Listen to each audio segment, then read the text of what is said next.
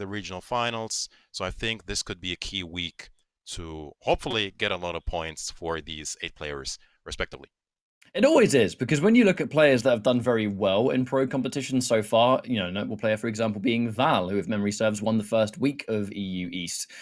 We see Val every now and again in Open Series looking strong, but not really a regular attendee. So, you know, you have someone who's won a tournament, and then we look at the fact that they haven't made it into another week. Maybe they didn't enter. Who knows? There's all kind of things. So some players actually, once they qualify and they're safe in points for the regional final, some players actually are currently not playing in it because they're like, right, I've qualified. I'm going to leave it there. I'm going to chill out, and I'm going to just kind of grind and train rather than like, you know, some players I think find tournaments a bit stressful or whatever the case may be. Some players I think just want to kind of take that practice time elsewhere, which, to be fair, makes sense. We're seeing that in many different sides actually of pro comp, and then you have some players that are like, nah, I'm going to go for every amount of point I can possibly get, you know. And I think we actually will be seeing that a little bit later today with EU West, where, you know, the two most successful players, Video Game Joe and Raichu TQ, both, I believe, in the bracket, but we'll have to consult that a little bit later. Don't quote me on that. I haven't seen the bracket. I've remarked about it earlier on. But either way, I think we should be good to go into our first matchup as soon as possible, which, as we quite rightly pointed out, is going to be this kind of battle of Russia, which is this very prominent factor in EU East, Mitsu owns, because Russia is such a large, dominant scene for Mortal Kombat, and they have been for many years. It's not just a large country, it's not just a large scene. I love their loyalty. The minute you see like a Russian player, even in like an international competition, you see the love just pouring in, supporting their people, writing those, you know, Russian alphabet stuff and whatever. But it's really nice to see the support from the Russian community. As we say that, we are indeed good to go. It's going to be Mercer taking on Magic T. And Magic T trying to be a bit cheeky here with the hidden select. Let's see who it's going to be. You play multiple characters as well. Oh, well, speaking of which, okay, hang on a minute. It's going to be the Spawn.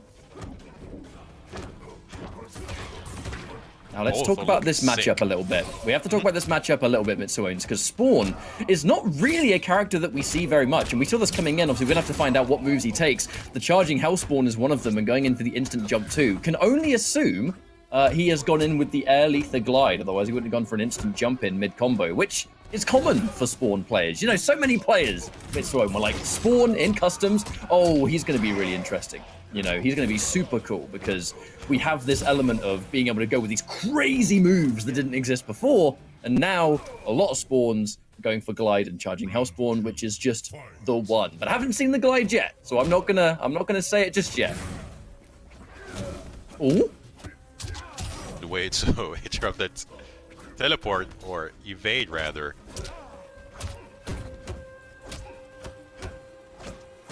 The 1-1 staggers. I love the 1-1 staggers though. It just challenges them to press so bad. And the back one is a cheeky little catch afterwards. Sin Blade, of course. Wouldn't be Mercer without it. Ooh, oh, he tried so hard. He really did. That classic Scorpion trick, Mitsuone. You want me to anti-air? Take this teleport, mate. Eat it. Trying to shimmy a bit with the 4-2. Not working. Staying 3 finds its mark. Cheeky sweep. Oh, big jump in. Not gonna matter too much. 1 round apiece here. Mercer answering back. Hang on. Now, I saw in his variation, it talked about round 3. And Hold you know on a what? Minute. I think I know why. Okay, easy crushing blows activated. And he hasn't landed a single KB before it. In fact, I think he kind of saves it almost for like that final round.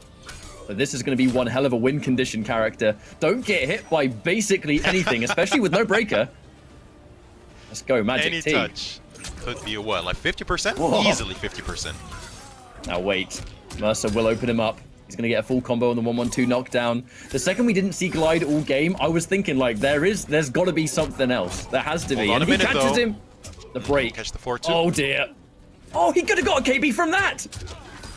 Oh dear. Maybe he's working for something specifically, waiting for something specifically, but he's running out of time and especially out of life. Hold on, don't get grabbed. Don't get grabbed. Oh, now let's let's talk about that for a segment, Swain. So for those that don't know what that move is, there is a chance that, because it's a very weird move, that basically takes away one of your offensive bars. But what it does is it gives you easy crushing blows for the rest of the that round. So basically, it limits the damage. It does, the damage does get cut for those KBs, but when what you do is you kind of choose what KBs to use in what combos or punishes or whatever. You don't use them all in one combo because the damage isn't worth it. But if you kind of spread it out a little bit, the absolute 2-touch kill factor is insane. Unfortunately, didn't get to do it, but I would like to see it again. Yeah, same variation, Mitsuones. I'd love to see it come into effect. It definitely becomes like a combo video, if you will. The soul forfeit, especially like I said, if you don't spend it all at once, that could be definitely a comeback factor for sure. Didn't see too much in game number 1, but maybe now. I mean, I'm for it. Soul forfeit, there you go. So let's see if he can take it to Mercer. That game was not free whatsoever. Game 2. Yeah, I mean, it's just Mercer being Mercer, where he's always kind of been known as this. He has this unusual combination of just really strong Scorpion fundamentals, but the fearlessness as well, and he's going to get a full screen spear. Oh, hang on a minute. Oh! That's a combo I've never seen before. Okay. Well, look, we knew. The thing about that KB is that you have so much time, a dash-in Sinblade works meatlessly. I didn't know you had so much time you could do it late and get a down 2. That is insanely cool. 432 bars. Definitely worth it on my end. Hold on a minute. The raw spear! Okay, that's going to be some decent damage. Magic T. This is Spawn. All he has to do is hit one charge, and that's going to be it. Mercer knows that. And there's no bar either. He's in big trouble if he gets caught. Raw fatal blow with a grenade. Throw it out there, mate. Mercer is running out of space to work with, but hey, Scorpion. Need I say more? Teleports out of danger, takes it. It's the Spawn factor. Spawn's biggest weakness really is that he is highly whiff punishable, and a character like Scorpion that can teleport cancel immediately and make any button you have whiff at a range you would otherwise want to do it. That's where it gets a little bit tricky. Now, he spends both bars. I like that factor. When players have that charging Hell Spawn, they really like to spend both because it just gives you such a huge chunk of damage. Alistaggers, lovely tech there from Magic T. Mercer. Not making it easy by any stretch. The meaty jump into the down 1. Speaking of plus frames, here we go. The challenge. Always a back 3 moment. Yeah, right. Ooh. Always finding its mark. He's trying so hard to open him up. He's just not finding the hit as I say that. Hang on a minute. He has a bar. He has a bar locked in, and it's round 3. But he's at a range where he might get teleported on a read. Or even back to it, I think. Hold on a minute now. Boom. Hello! Do not get hit if you are Mercer here. There's no escape failed, though. That's really important for Scorpion to get that, so good thing. The raw jumping! Mercer, he is going to squirm. Be ready for it. I would squirm too. Oh no, he tried to whip punish that 4-3. It gets a crushing blow instead. Another back 3. Wake up jump is going to get scoured out by Mercer. Full combo, and we get enough hits for the 2-1-2. KBs of his own. Grabbed. This is still doable, Ketchup. Oh, Magic T not able to really land anything. The second he gets this on deck, he just gets rushed down. Ooh, round! Ironically, Mitsuones, ironically, the only character that got crushing blows in that round was Mercer. 2 of them. I mean, that's tragic. That pressure was just something else from Mercer, man. That pressure was something else. All these little pokes, these staggers, the short hops, the back 3s, all of that has yet to be blocked. He was just all over Magic T. Didn't care about that soul forfeit whatsoever. Man, I like that. I'm actually I like this variation that Magic T has. It's just a shame that once he's kind of activated it, he hasn't... I mean, look, I know it's skin deep to say it analysis-wise, but he just hasn't really been able to make that move do anything. Which is weird because, I mean, in theory, the second you activate soul forfeit, that is where things totally change. And it's like, right, now I can, I land a hit, I get crushing blows into whatever next. Because you can truly combo into everything, especially when you've got charging Hellspawn. It's just the second he activates it, it almost seems like it changes his approach. Like, is he almost fishing too hard for that one hit that he's not kind of looking to just earn it the normal way like he was in the previous rounds? It's a very unusual thing. When the second he popped it, he kind of stopped doing anything, you know? But it will be Noob Saibot now, so not really much to talk about now. Seeing triple, no doubt, I assume it's actually going to be the air teleport, but we'll see. We'll see what he's got. Finally locked, that back 3. Oh, I'm surprised he didn't confirm that forward 3. 2 for 2. And that's the second that forward 4 becomes even a bigger threat. The second you block that back 3. Oh, looks for the jump in, major punish. Unfortunate. And there's no break from Magic T either, so he's going to take massive damage. Looking for the tricky stuff. Sin Blade later on. It's not easy, but no, Mercer, man, he's making it easy anyway. Match point. Round 2, fight. Or a quick 3-0. At this point, yeah, for sure. Oh dear, this teleport cancel. Magic T really hasn't been able to get anything going. Mercer with this absolute classic Scorpion. And here we go. It is exactly as I expected. Trying to keep things nice and guaranteed. 36, I mean, it's not optimal, but who cares? You need to get damage. You need to get back into this round. You don't want to risk dropping it, because if you drop it, you've just left it all on the table. He's working on it, man. Jump in. There you go. OS, just in case. Final round. Magic T trying to stay alive here. Another slide. Soon having that crushing blow, surely. Doesn't have it already. Wake up standing 1. Not going to quite work out. Trying to be a little bit cheeky there. No meter to amplify either. Oh, tries it again. The risky stuff. Wow, definitely trying to disrespect the frames there, excuse me, is Magic T. Mercer keeping him honest.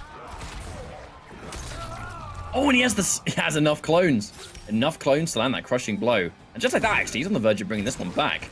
He gets a game on the board. This change to Noob Saibot could be really important, but wait! He has no meter. Breakaway. Ooh, Another no, combo the drop. from Mercer. Yep.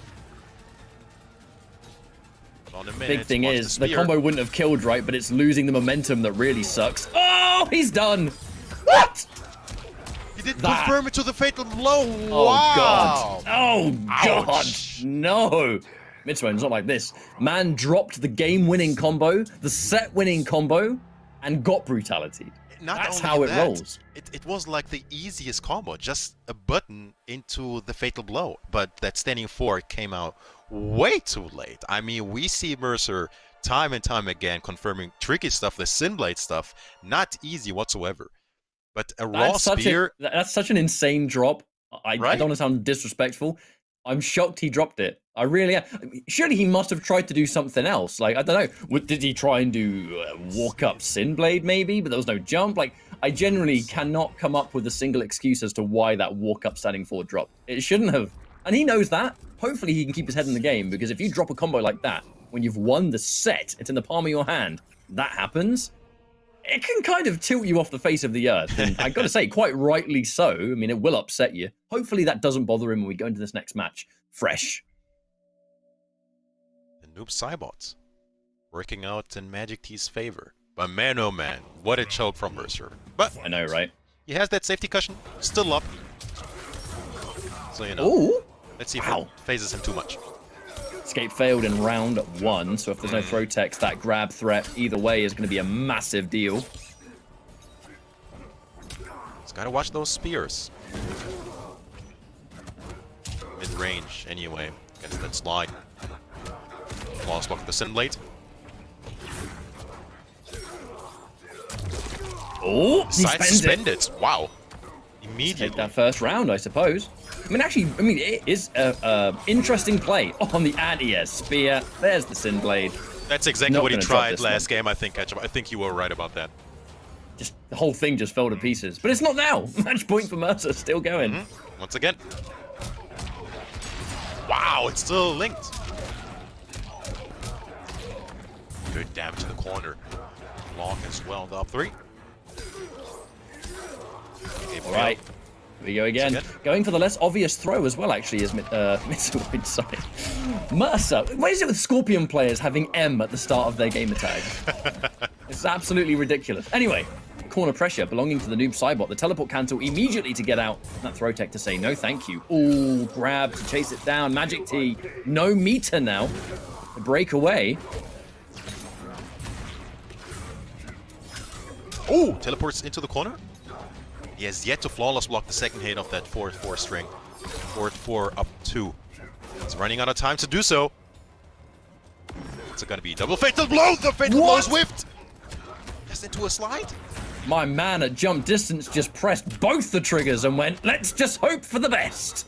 And the best was not there, but the empty jump grab still works. Magic goes T. Still. 3%. Wow. He didn't have the bar to take the chip, I think. Magic's T still staying alive here, but he has to work so hard to do so. He's getting so many individual hits. No confirms, though, from Mercer. The heck? Ooh! Jump in teleport. You have the bar to make it count. So risky. Tries to pick it up afterwards as well. The forward two a little bit further reaching, but not quite. The back one. Oh, into the immediate teleport. Mercer. He's landing so many grabs now that you're almost surprised about it. The 1-1-2 knockdown. Mercer, this is his opportunity to really correct the wrongs. The whiff. Oh! Too late on the whiff punish. This is still doable for Magic T. Can he clutch it out once again? Watch those spears, man. Oh, he didn't believe. He didn't believe. Jump in. Yeah, he saw the teleport coming. But this is Noob Cybot with Fatal Blow. If he hits a 1-1-3 Fatal Blow, he might actually win the round on this. True, true, true. Billy Scales. Ah! Oh! He jumped over him! Oh, that's going to be it. And Mercer, I think, you know what, Mitsuones, there's going to be a sigh of relief there. Surely. There has to be. I think my man tried to do maybe a friendship, but has he run out of easy fatality tokens? The question is. We're reaching a point where I think players might have actually started to spend all of them. Gotta grind the crypt for those. But yeah, sigh of relief for sure. It looked way easier the first 2 games against Spawn, but the minute Magic T went with that Noob Cybot, Mercer had to work. Had to work hard for the W. But yeah, definitely. Mercer emerging the victor in the winners round 1 still. Magic T is still in the tournaments. We'll see him later on in losers. It's good for Mercer, though, because he's always been and has been, you know, for a while now, like a dominant Russian player. And it has almost exclusively been with Scorpion. He did have, before Ultimate, a pocket spring cleaning. He played a little bit of spring cleaning, and I think Born Again, I recall seeing him play a little bit more of Cetrion. Really kind of when his back was against a wall and almost felt like Scorpion just wasn't working out at the time, so he'd change it.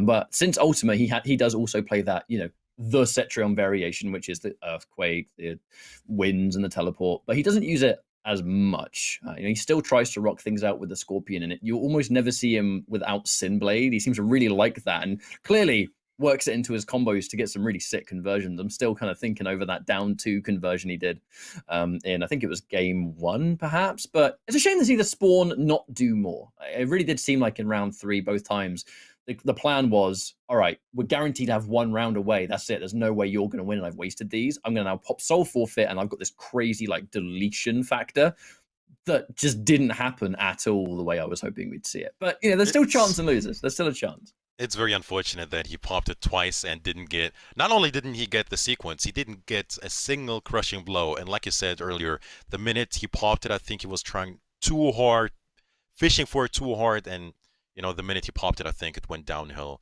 even more for him. But once again, we'll see him in losers, so maybe we'll see a Spawn once again. But for now, let's take a look at the next set, which shall be Mr. Ramirez versus Desort. So once again, tell us about Mr. Ramirez. I think you're quite familiar with him. Well, I tell you what, before we talk about that, I would like to, as you know, all the support coming in here through Pro Competition, I would like to take this opportunity to thank and shout out Astro Gaming. Because before we get into our next set, I'd like to remind everyone that Astro Gaming is the official audio partner of the MK11 Pro Competition. And if you like what they provide, all their caster audio is provided, you know, shouts to Mortal Kombat as well, you know. you can go to astrogaming.com to find out all the information that you need on their officially licensed PlayStation audio products, of which they are available now. But now we've chatted a little bit about Astro Gaming, let's talk about Desarted, and let's talk about Mr. Ramirez. Now, this is a matchup that I think once upon a time was very reminiscent of the Open Series days. They would play each other quite a lot, actually. Or at the very least, they would play in the same top 8. I can't quite recall how often they'd go head-to-head. But it is a battle of two specialists. Desarted is absolutely, in my opinion, I think the two best Shang Tsung players in the world both come from Russia. Their names are Arn Kratos and Desarted. You know, I strongly believe that because they've put the most work and time into the character, especially Desarted, who plays in an unorthodox way, I think, not the Shang that you're used to. He doesn't like keep away. He does not like zoning you out. And even some matchups that would normally call for the ground eruption, he has done it sometimes in the past, but he doesn't like it. You know, he'd rather use variations that make more sense to him, and they are the morphs. He likes the Shang Tsung morphs, but because of Ultimate, he doesn't need to take Shapeshifter's training. He'll just choose the 3 morphs that he wants for the match, and that way he keeps the corpse drop, so he actually has more full screen coverage. Mr. Ramirez used to, before Ultimate, we saw a lot of Scarlet that kind of became Sindel, as his Scarlet was kind of falling out of favor, not quite getting the results. But now Ultimate's happened, Scarlet is definitely better because of just being able to give her the combinations that you always wanted, that you couldn't do before. So I'm curious about this one. I'd like to see if this is going to be Scarlet versus Shang Tsung. I think on paper that's what we expect. Let's see what we get in the character select screen. And if you were a betting man, that's it. I think you just hit the jackpot. Exactly what we're getting. Young Shang Tsung as well. That little animation might be foreshadowing. Didn't take a look at the variation, and there you go. Definitely having Reptile, having Smoke, as well as Ermac. This is the morph variation indeed. Now, this is actually a matchup that Desarted has recently been defeated in. Not Mr. Ramirez in particular, it was Makaran. I believe it was a 3-0 in the Open Series merely a couple of weeks ago. So it definitely seems like a matchup that Scarlet can play and do well in. And I know that Mr. Ramirez equally is focused on this really strong, just neutral focused Scarlet, which, you know, as Scarlet, you have to be. And let's see now, this full screen game. But it's the shake you always have to watch out for. But oh, the punish. And it's a guaranteed 27. I can't believe that does 27%. Basically 28, to be honest with you. Start for him. Zoning straight into the force lift. Probably a OS. Ooh. The whiffs as well, but another catch. Wait a minute.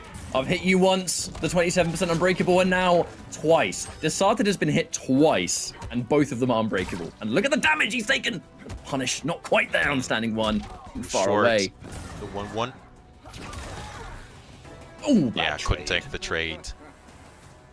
Desart striking first here. Round 2, fight. Ooh. Oh, big whiff on the 4-2. That forbidden back one. I'm actually kind of shocked. Wait, maybe not. Maybe not. That's why everyone blocks the overhead, to be fair. That is true. So, for those that don't know, there is that slide mix-up that Desarted loves to use after back 1. Oh, is it he a true also likes mix-up? that jump in option select. I think so. I mean, even I think there is such a lack of difference in frames. I think it is a true mix-up.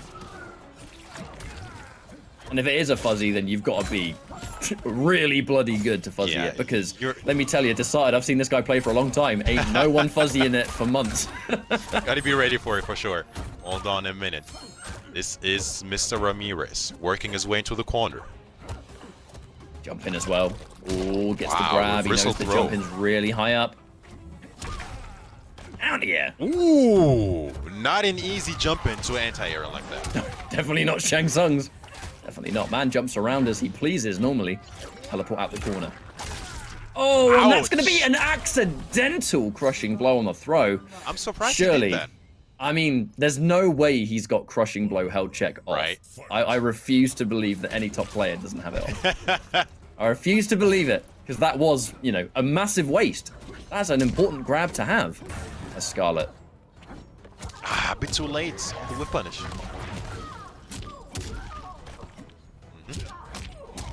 Oh, from downtown with the 4-2. Flips him clean. Unfortunately, in this situation, losing that crushing blow throw is a massive hindrance in this final round. Because he's losing a bunch of life. The kind of, pretty much 30% that you get would have been a game changer, especially in this situation where a comeback is mandatory. Goes for a cheeky teleport, but this time a throw tech. Stuff to keep him alive. But for how long is that? Ooh! Duck on the high. Nice. Getting those hits. Oh, would have been a great crushing blow right there. That's the teleport in, and yeah, the smart stuff. Just poking his way to victory. Less than 1% for Mr. Ramirez. The Sards ranking first in this game 1. And you touched on that. The second he actually got that accidental, for sure, it was an accidental crushing blow on that throw. It was like all went downhill from there. Maybe it really sent a bad message for him, even though he took that second round. I mean, it really messes up. Messed him up, yeah, messed him up a bit. It messes up your flow, doesn't it? Because, I mean, as someone who has done that before in the past, it's like you're going into the next round and you always want to build grabs into your mix-up in some way. And if you've just wasted an opportunity to do pretty much 30% from a single grab as a character who, we've already established, especially now in Ultimate, you land that. I can't quite remember what the string is. I think it's forward 4, but I could be totally wrong. That 2-hit kick into boiling point. It's like 28% unbreakable, right? So you get hit by that and confirm into 28% unbreakable versus a grab in a similar situation that does very similar damage when it KBs. It's a huge, huge advantage, and you've lost it. And you kind of think about that in the middle of the round. You're like, oh man, it really bothers you. But hopefully it doesn't anymore, because this is going to be game 2, and I'm pretty sure Mr. Ramirez has already forgotten about it. Hopefully for him. Standing free with punish. The sword being ready. Ooh, let's go. Up 2, yes sir. I mean, if you're used to fighting these Russian Shang Tsung players... Ah, hang on a minute. The Red Rain. That's an interesting thing that we're starting to see a lot more from Scarlet players recently, Mitsuones. Being able to do extra damage goes a long way. Oh, the cheeky way to dash out of the corner. Beautiful stuff. Trying to keep him at bay. That whip. Jump in, and yeah. Fair to say that this is a round. For sure? Ooh. Question mark? Hold on a minute. Yeah, don't Get the speak life too back. soon. This character's Right? got healing, man. There's always a chance. Teleports into the corner. Barely scaling for the fatal blow. Not gonna matter though. I am nervous that Mr. Ramirez, I know he has a teleport still, but he jumped himself or teleported into the corner against Shang Tsung. That's a scary game to play, and he knows about the flawless block gap as well. And there's really no point breaking that. You have to hold it. Another throw. Get some life back. Jumps the corner. Double down 1. Work against that Shang Tsung stand in 1, but for now, punish on the teleport, but doesn't commit. This one's going to be a confirmed one. Another down 2. Just not this blocking. time he breaks. Ooh, down 2. Nothing afterwards. That was a really high down 2. Put his life on the line for it. If you blocked that, I think forward 2 might have punished it. Another flawless block. Desarted. Always ready.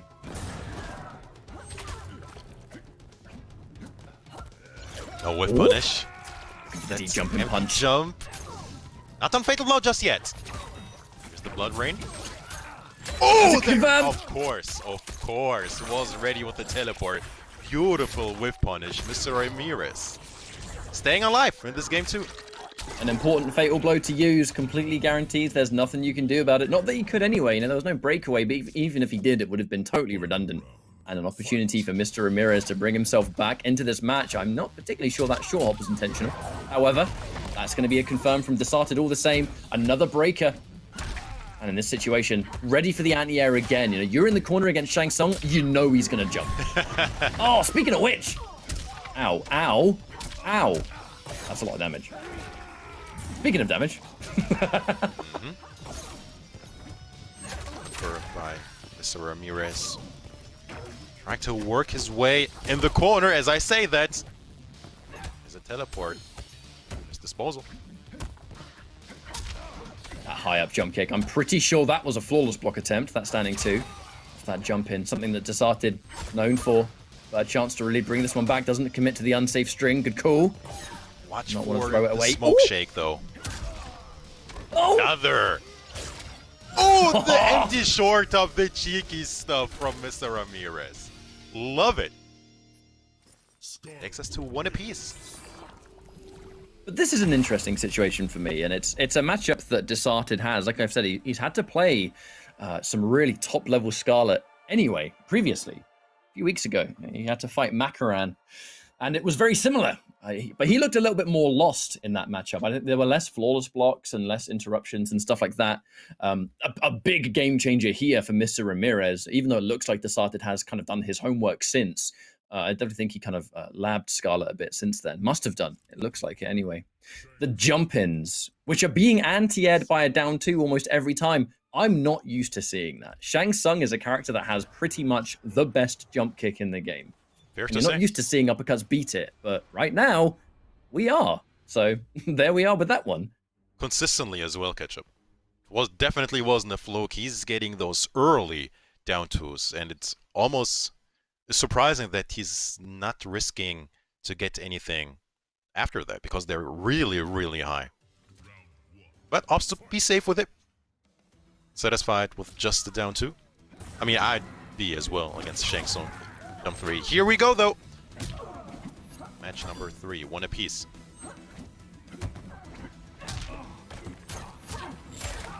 Oh, there's the confirm as well. Another really good catch and no break from Desarted's going to result in a, not only 24%, but a free red rain. You have to always watch out for that red rain. You know, the damage reduction and the damage over, time, the damage buff that you get. It's a really interesting move, and I'm glad to see Sindel play. Starting to use it. Oh, he crouches under the high. That was cheeky. Almost crawling on the ground. Wow. Ramirez has his back towards the corner. Another flawless block. I love the use of flawless block on that string. Even without the up 2, still keeping it ready. Tries to anti-air this time. Oh! And this time, hold on a minute. It's a what though? Tail blow. Surely spends. It whiff Ketchup! I can't believe it. I never see Desarted miss that one. That? He never misses it, man. Well, he does now, I guess. I cursed. But either way. Oh, no. What a comeback, man. A round that should have been Desarted's. A combo drop that we almost never see from him. Broad daylight robbery. Mr. Ramirez is taking that one. Good block on the 1-1. Backwards movement, Mr. Ramirez making it work. And the trip guard Desarted using the break. Ooh, spacing out that overhead. Good check with the down 1 from that range. Hold on a minute. This is gonna hurt. Life is melting away. The blood rain is active. Gonna do less damage though. It still does less damage than you would think. And the grab, good again. More importantly for the range that is granted. Surely opts to zone. Oh! We want that slide. Reptile in the house. Yo, the pushback on that down 2. Chases it down. I don't know if you wanted that Ketchup. I don't know if you wanted Another that. drop! Mitsuone's Desarted is dropping everything. Spaghetti all over the floor. Oh, gets a good call out on the break. Afterwards. Is it gonna matter? No. Oh, no! Where did it go? There it is. Ugh. That is such a Mortal Kombat 4 Shinnok fatality right there. That's what that is. That's a beauty. I don't think I've ever seen that before. I mean, the second it was squeezing him, you know what's going to happen next. You just know. But man, those drops, Ketchup. Those drops. There's no getting around it, Mitsuones. The execution from Desarted has been uncharacteristically shaky. It was down to round 1, the drop of the fatal blow, which is, something that he never drops anyway. And then we look at the round 2. He gets a corner combo. I mean, he could have technically counter hit forward 2'd there, but the reason he doesn't in the corner is because his combo does more damage and he keeps the crushing blow, right? So he just does the combo. Dropped the 1-1. It's like, that is a lot of damage left on the table and Shang's opportunity to go in again. It's a huge hindrance. So I think not surprising that Desart sticks with the Shang Tsung pick. Variation change as well. I mean, he just needs to tighten things up a bit, and I think he'll should be fine. Oh, no breaker though. Already using 1 bar of defense is going to have to hold that boiling point. God, it does so much damage. Standing 3, an air-to-air. Ermac, all right, free 25%. Bang. Oh, wants to capitalize a little bit extra. Back 3. Oh, didn't commit though. I think he's respecting the flawless blocks from Mr. Ramirez because he has been catching all of it. Oh, active frames. Ermac lift never change, baby. Mix. There it is again, 2 for 2. And I think we kind of jinxed it, man. Those down 2s not working out anymore for Mr. Ramirez. That's why I was surprised to see them working as often as they do, because it is a major risk. Shang Tsung hits a jump 3 with Ermac lift. Like, any lift leads into that down 2. 19% just by getting caught by, just a wayward button or a wayward Ermac lift. The air-to-air jump kick into Ermac lift does about 25% every time. It's really strong. Knowledge. Short top. Classic zoning wars here. Who's teleporting first? Who's shaking first? Started not flawless blocking that one. Sometimes it's hard to tell whether it was a mistake or whether he's just trying to stay a little bit safe, to be honest with you. Lovely throw tech. Oh, and that's a confirm. No point breaking the down 2. Mr. Ramirez knows that. Trying to challenge. Oh, you're done. Wow. Man, that first lift seems to cover a lot of options. Oh yeah, it really does. It's active. There's so many moving parts that makes the Ermac lift as good as it is. Like, even without, so the main use that Desarted uses the Ermac lift is that he is a self-admitted, look, I'm a jumper. I jump. It's a part of my game plan. I jump kick with Shang Tsung. Like, what are you going to do about it? Because look, it's a really good button. So you may as well work it into your game plan. Now, the reason he does that, Ermac lift option select. If you do that jump in option select, where for those that don't know, many patches ago, the kind of jump in game was a bit adjusted, where basically the TLDR now is that because of the mechanical changes, when you jump kick and do a special move, granted, if the special move can't be done in the air, if the jump kick lands on hit, the special move comes out the second you land, right? But if they block, nothing happens. It's just a way a change was made, and that was a knock-on effect, which now means that if you jump kick with Shang Tsung and do the Ermac lift after the jump kick, while you're in the air, on block, nothing happens and you're plus. On hit, Ermac lift comes out and you get 25% at least. Like, it's a really strong option select that Desarted never misses. So 2 apiece here. Who's moving into... Oh, Where's... block late! Ouch! Oh no, you rarely see that crushing blow. The forbidden. The absolute forbidden. Block late Ermac crushing blow. Alright. Boiling point. Red rain. Once more. Oh, did you see the chip on that? When you're standing in that, the chip damage on a single tentacle was like 3%. Oh, look at it! Oh! Punish! Ah! Finally ready for the reptile slide. And we're standing in the red rain for that. Not that it was needed to win the round, but it'll be a match point for Mr. Ramirez. Hold on a minute. It's the answer from Desart. Early breakaway. This is good news for Mr. Ramirez. Christ interrupt. Actually, a really good trade, I gotta say. Not bad at all. He's trying to cover that space. Hold on a minute. Is there with the punish? Yes. There is a breaker for Mr. Ramirez that isn't going to get used. Happy to hold the damage, use the defensive bar a little bit later if needed. Being able to wake up, perhaps. Full screen game. Be a last round situation catch up. I feel maybe. Pushing towards the one. corner. Oh, the whip punish though. On. No breaker. And now it's pointless to break. But I think he was worried about it, perhaps. Didn't want to risk it. Heal. And now we're not only even, but he's taken the lead. The punish though. Was waiting for it. 25%. Scarlet has fatal blow and heal. No, it's taken the fatal blow away. Never mind. That is. I don't know if that is working in his favor, actually. That's gonna hurt. Ooh. Oh, 16% grab. Thank you, Red Rain. 9% left. 7% left. Hold on a minute. He can't take a lot of more of those tentacles. Not gonna matter. Catches him off guard. Mr. Ramirez taking it over Desart. No final round whatsoever. Into a friendship, of course. She's going to paint a picture of Shang Tsung's jump 3. Look. Oh, What a never beauty. mind. Never mind. Fine art, all the same. Game over. But Mr. Ramirez, really happy to see him sticking out with the. Let me just. What? There we go. I should be a bit more centered now. I should be a little bit more centered now. Adjustment on the fly. How about that? But I mean, yeah, the Scarlet was looking really good and continues to. And I think that Scarlet is a character that doesn't really get talked about very much because, like, the specialists have used Ultimate to just take their hard work with the character, and they're kind of, no pun intended, they're amplifying that, aren't they? I mean, even in hindsight, how much do those drops hurt, man? Those drops from Disorded, they hurt. They hurt. I don't want to, squeeze that in, but like I said, he just had to tighten things up a bit more, and I think this could have been a different outcome for Distorted. But once again, we'll see him later in Losers. We will. Desarted is a player that look, he's no stranger to coming from the losers bracket anyway, because he's made many. Some of the weeks that he's won in open series, if memory serves, have come from bracket resets and stuff like that. I could be. I do think I do think I'm right there, because it was a recent streak from Desarted where he had a miracle week.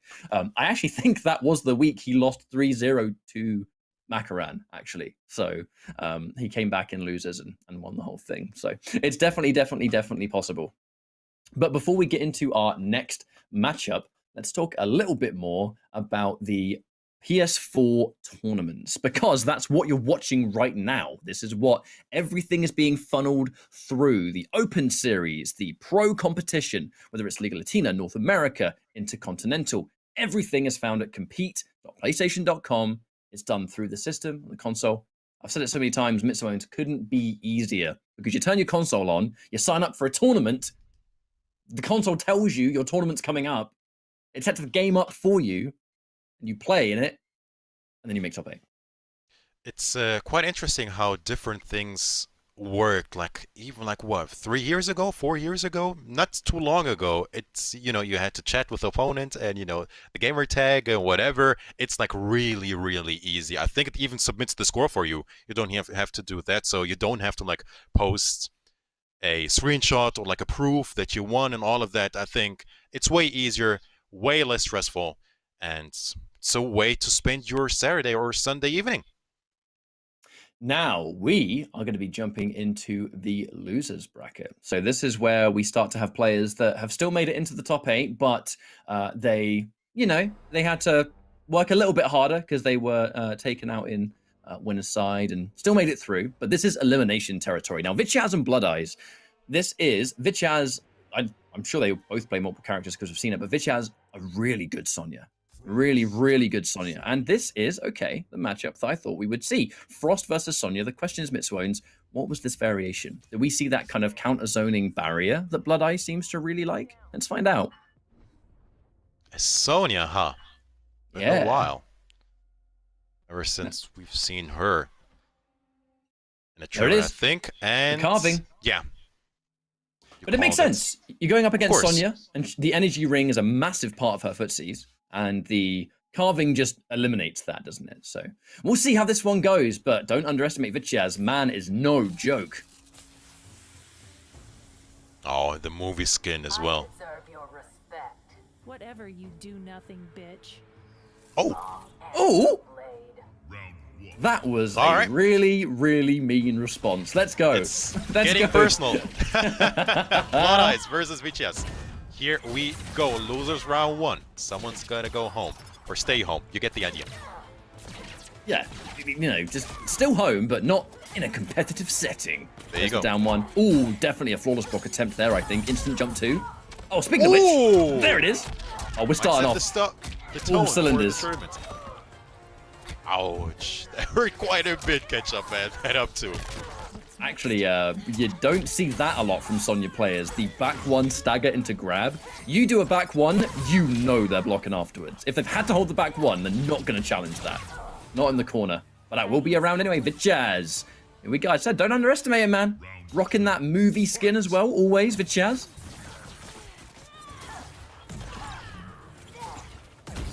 Ops just zone. Interesting.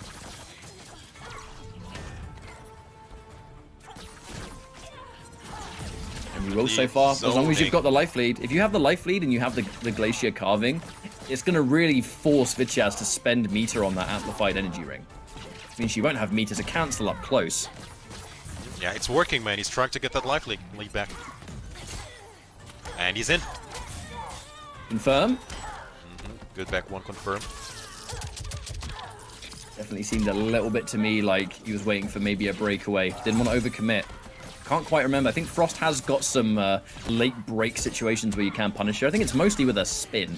That's something you have to watch out for and respect. And speaking of, not only is it the round, but Vityaz back to the corner. But plenty of meter to maybe get out. Oh, the jump in. Nothing afterwards. Hold on a minute. Flip. Oh, so good. Beautiful up two. No breakaway for Blood Eyes. Short top. Empty short top. Drone drop whiffs and he's looking for it. Oh, no amp. The auger doesn't quite connect. This corner pressure from Frost. Ooh! Almost there with the whip punish. She just has this magic range, man. Look at the screen she controls. And the breaker. Ouch. Hurt quite a bit. No breakaway available. Meaty. Perfectly timed. Man, Blood that Eyes. back two is being such a pain in the neck Oh. for Vityaz. And the jump in to seal the deal. What a back and forth. This game one. I will be. It's great to see the Blood Eyes. One of the players that I think really shows what Ultimate can bring to the table. Because Blood Eyes, he plays multiple characters. I think we've seen Spawn from him in the past as well. We have seen Shiva recently, but a really, really mix-up heavy Shiva. I think the Shiva he played was, I think it was overhead grab, low scoop, and guided stomp. So it was like everywhere on screen you're guessing. It doesn't matter where you are, which was almost effective. The reverse sweep didn't quite happen, but it so nearly did. However, I think that the Frost really has been where Blood Eyes has always shined. And it's his ability to pick these multiple variations for the matchup. I think a Sui Frazier, Noob Cybot, I think is very comparable to someone that just loves the character and just does their homework to make it so, look, if I can play my favorite, I will play my favorite. Let's see how things go in this second game. I think it's the same stage as well. And I think, Ketchup, we didn't even talk about that. This is actually a very important set for both of them. Vityaz currently 7th with 300 points. Blood Eyes 9th with 210 points. So both not solidified whatsoever for the regional finals. This is an important set to gain some points. Oh yeah, and I mean, let's just not forget the fact that this is elimination territory, so there's no second chances. That first tournament life was already spent before top 8 even began, and the jump in, another flawless block. Vityaz saying, do not jump into me. Ready to answer back, but now trying to poke forward. Frost, she has range, but she hasn't got the speed, something that she will struggle with here. Vityaz, flip, still going to be enough damage. Okay. It's the same round over and over again. It's almost like a flashback from game one. Very dominant start from Vityaz. Let's see how it works in the second round this time around. Yeah, that's how the second round started as well, with a lot of zoning from Blood Eyes. Oh, uses the close drone drop just in case you try and jump in, maybe. Blood Eyes. Oh, speaking of jump in, Speaking of which, another perfectly timed one. And yeah, the down 3. yeah, of course. Bit too high Such up a for good the tool. auger. Oh, no! Wonderful block on the overhead. Feel like shades of game 1, honestly. A dominant win from Vityaz in round 1, and Blood Eyes fighting back pretty much straight away. But there's the Hold trip on a guard. minute, though. There's the Back one trip breaker. guard. This is so doable for Vityaz. Hold on, is it though? After Not this, so much from full screen. Amplify. Chip. Oh, Look hold for the on, dive Ketchup! bomb! Spends it. Now this is not going to be death, but it's going to be potentially a scrambly situation, man. Because even like zoning, a trade, double KO, I don't know. Let's see it. Amplify. Oh, not able to jump in, and that's going to be the game. Vityaz. Yeah, that fatal blow really wasn't about the damage killing, for sure. You know, quite right to spot it out, because the second you stand up there and you're one hit away from death, And your projectiles and your buttons, they are slower than Sonya's. Yeah, she has that energy ring that would have outsped your projectile. She has the drone drop, which again would have outsped you. So the ball really was of Blood Eyes' court to just make this colossally hard read and had no choice but to dedicate. It's one of those situations where you have to do something because if you sit and do nothing, you're going to get chipped out and die anyway. So, made her cool, wasn't the right one, but it was against him anyway. That was almost checkmate, to be honest with you. That was a beautiful comeback from Vichas, man. Less than, I think, 0.2%, so nothing.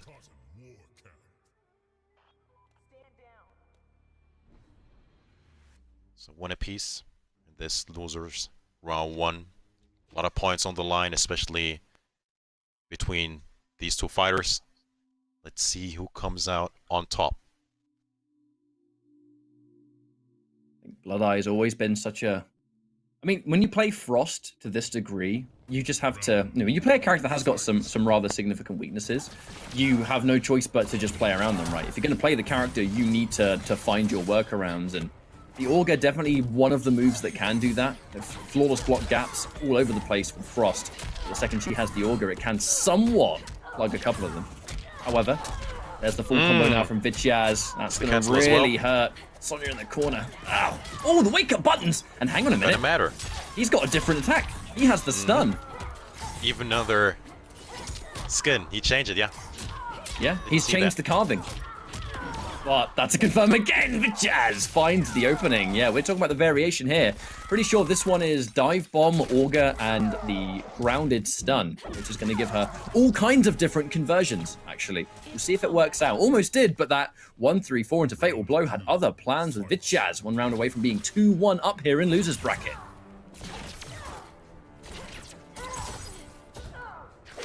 Wise to it. Keeps it simple. Reversal throw. And do not jump on me. Both are being very good with the anti-airs. Next is turn with the 4-3. Another one.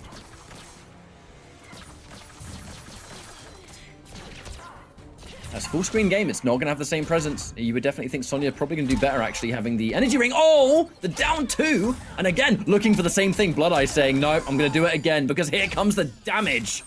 And actually just going into Fatal Blow straight Shades away. of last game, man. Is it going to be enough? Because it has the lead, yeah, sure, but we're still full screen. Oh, mortar. How about that? All it took was one bomb. All round apiece here. He's getting the lead.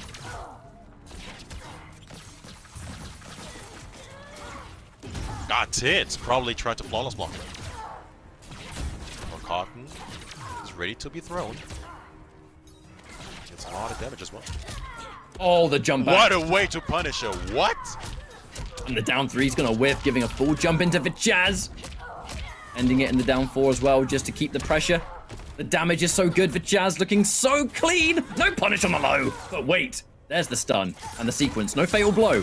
Frost. Oh, she doesn't tickle. Wow. Knockdown. Double. This is still doable, Ketchup. Hold on a minute. Chip, man. Chip. The jumping Ketchup. But there's no meter. The Oh, wow. my good lord. Talking about a comeback. Blood Eyes did it the old-fashioned way. No bar, no fatal blow. By the short top and the dream. My what man an answer. Jumped. That is what happened in that final round. You anti-air me? Foolish, Sonya. I will jump again and win the round. Wow. What a comeback, man. What an answer to that last game's comeback as well. But it's actually the same decision. Blood Eyes did the same thing both games, where the chips are down and you can't afford to sit there and just, be patient because, again, you're about to get chipped out. So, again, it was, I have to do something. That something will be my jump kick. But this time it worked because of just the positioning. Vichas back to the corner. That jump kick could have meant so much more afterwards. There's more combos, more damage, whatever.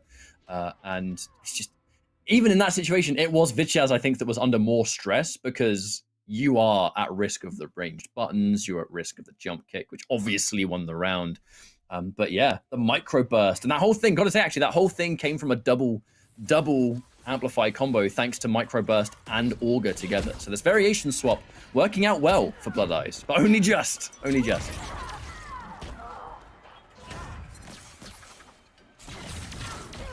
So zoning to start. Fourth match.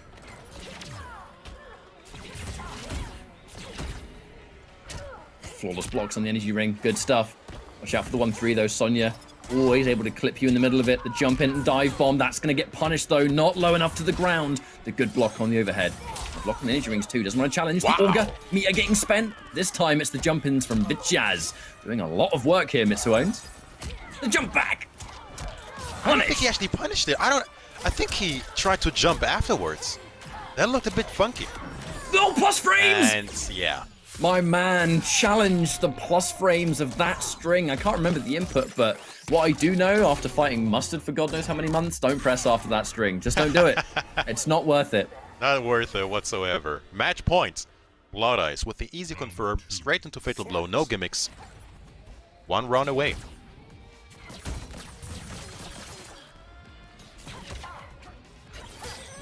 Jazz, another trip guard, but this time it's counter hit. There's no break. There's no point breaking it now. Vichaz, no choice but to just hold everything that comes afterwards. Trying to poke his way out. Does manage, but it's the down 2. Oh. Interruption though. Needs to make something happen here in Vichaz. Bit late on the punish on roll. Almost looked like that was the play, just not quite quick enough. And the Sonya fatal blow. Definitely can't take those trades anymore. Hold on a minute. Gets the cancel. Boom.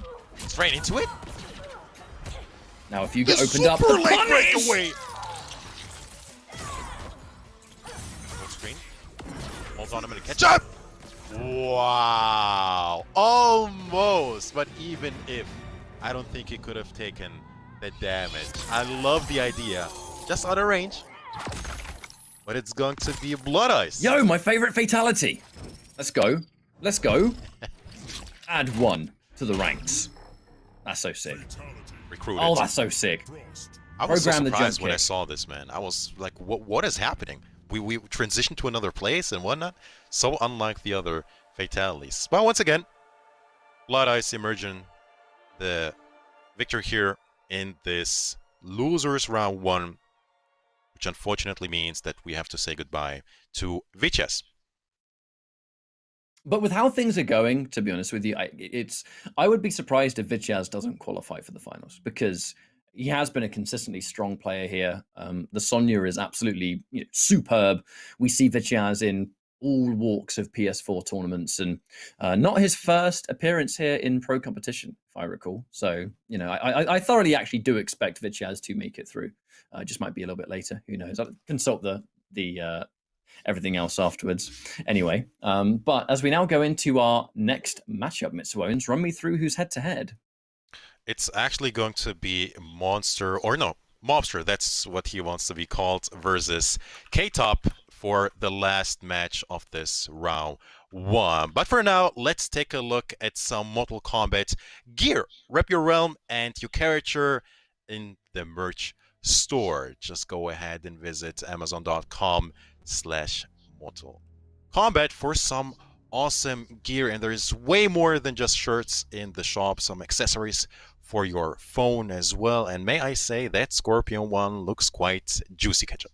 I really want a Rain one. Like, I really, really, really want a Rain one or a Noob Cybot one. They're my 2 favorite characters in the game. But yeah, amazon.com/Mortal Kombat. It can all be found there. Support the pro-com, support the players, support the scene, and wear some cool merch in the process. But on that note, let's now talk about our next matchup. It's going to be Mobsar versus K-Top. Now, K-Top has been recently actually a player that has been doing extremely well. It is still almost all Jackie now, actually. We saw K-Top play Fujin, we've seen Jade. But recently, it's been like firing off all cylinders with that Jackie. That one variation of Jackie that everyone plays, the grenade launcher, the leap, shrapnel blast. But it's been doing so well for him, and it fits his style. K-Top, for those that might have remembered him from the days of old, Mortal Kombat X. I'm sure you remember. We commentated a few of them together a long time ago. Those community cups, right? That's where we started to see kind of the rise of both K-Top and Mirko together, and they were, I think, some of the most rushdown focused players in the scene. And it makes perfect sense that K-Top goes to the most rushdown oriented character, right? That's just how it goes.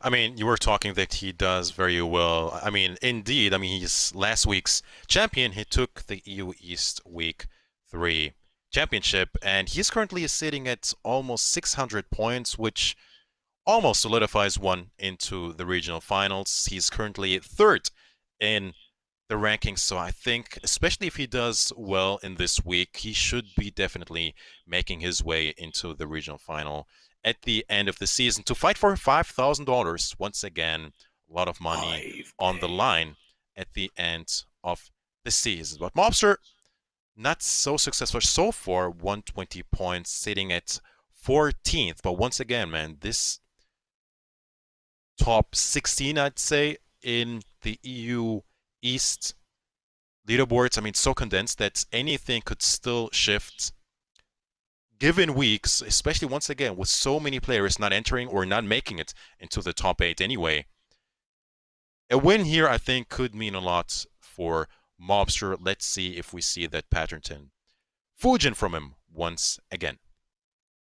And Fujin's a character that has, I think, just generally won in Ultimate. Because if we look at what happened to Fujin in Ultimate, it's not only being able to take much better or more efficient variations for you as a Fujin player. We can look at the more common variations, which tend to be the shell of Arsenal and Cloudwalker. That alone allows you to play Cloudwalker's meta more efficiently because it's less meter intensive for one thing. You have the amplified Skywalk, and then you can Arsenal in the air rather than having to spend another meter on the cancel and then pick it up. You can use that cancel on block now a lot more willingly than you would before. So that's great. But also, Ultimate made a couple of, I think, hitbox patches. I can't remember what the buttons were. I think it was 4-2 and his back 1. There were two major strings that really helped him out that don't whiff anymore. So that kind of goes hand in hand. But there is not going to be Fujin this time. It's going to be Johnny Cage with the Rising Star, Pissed Off, and the Throwing Shades. Well, how about that?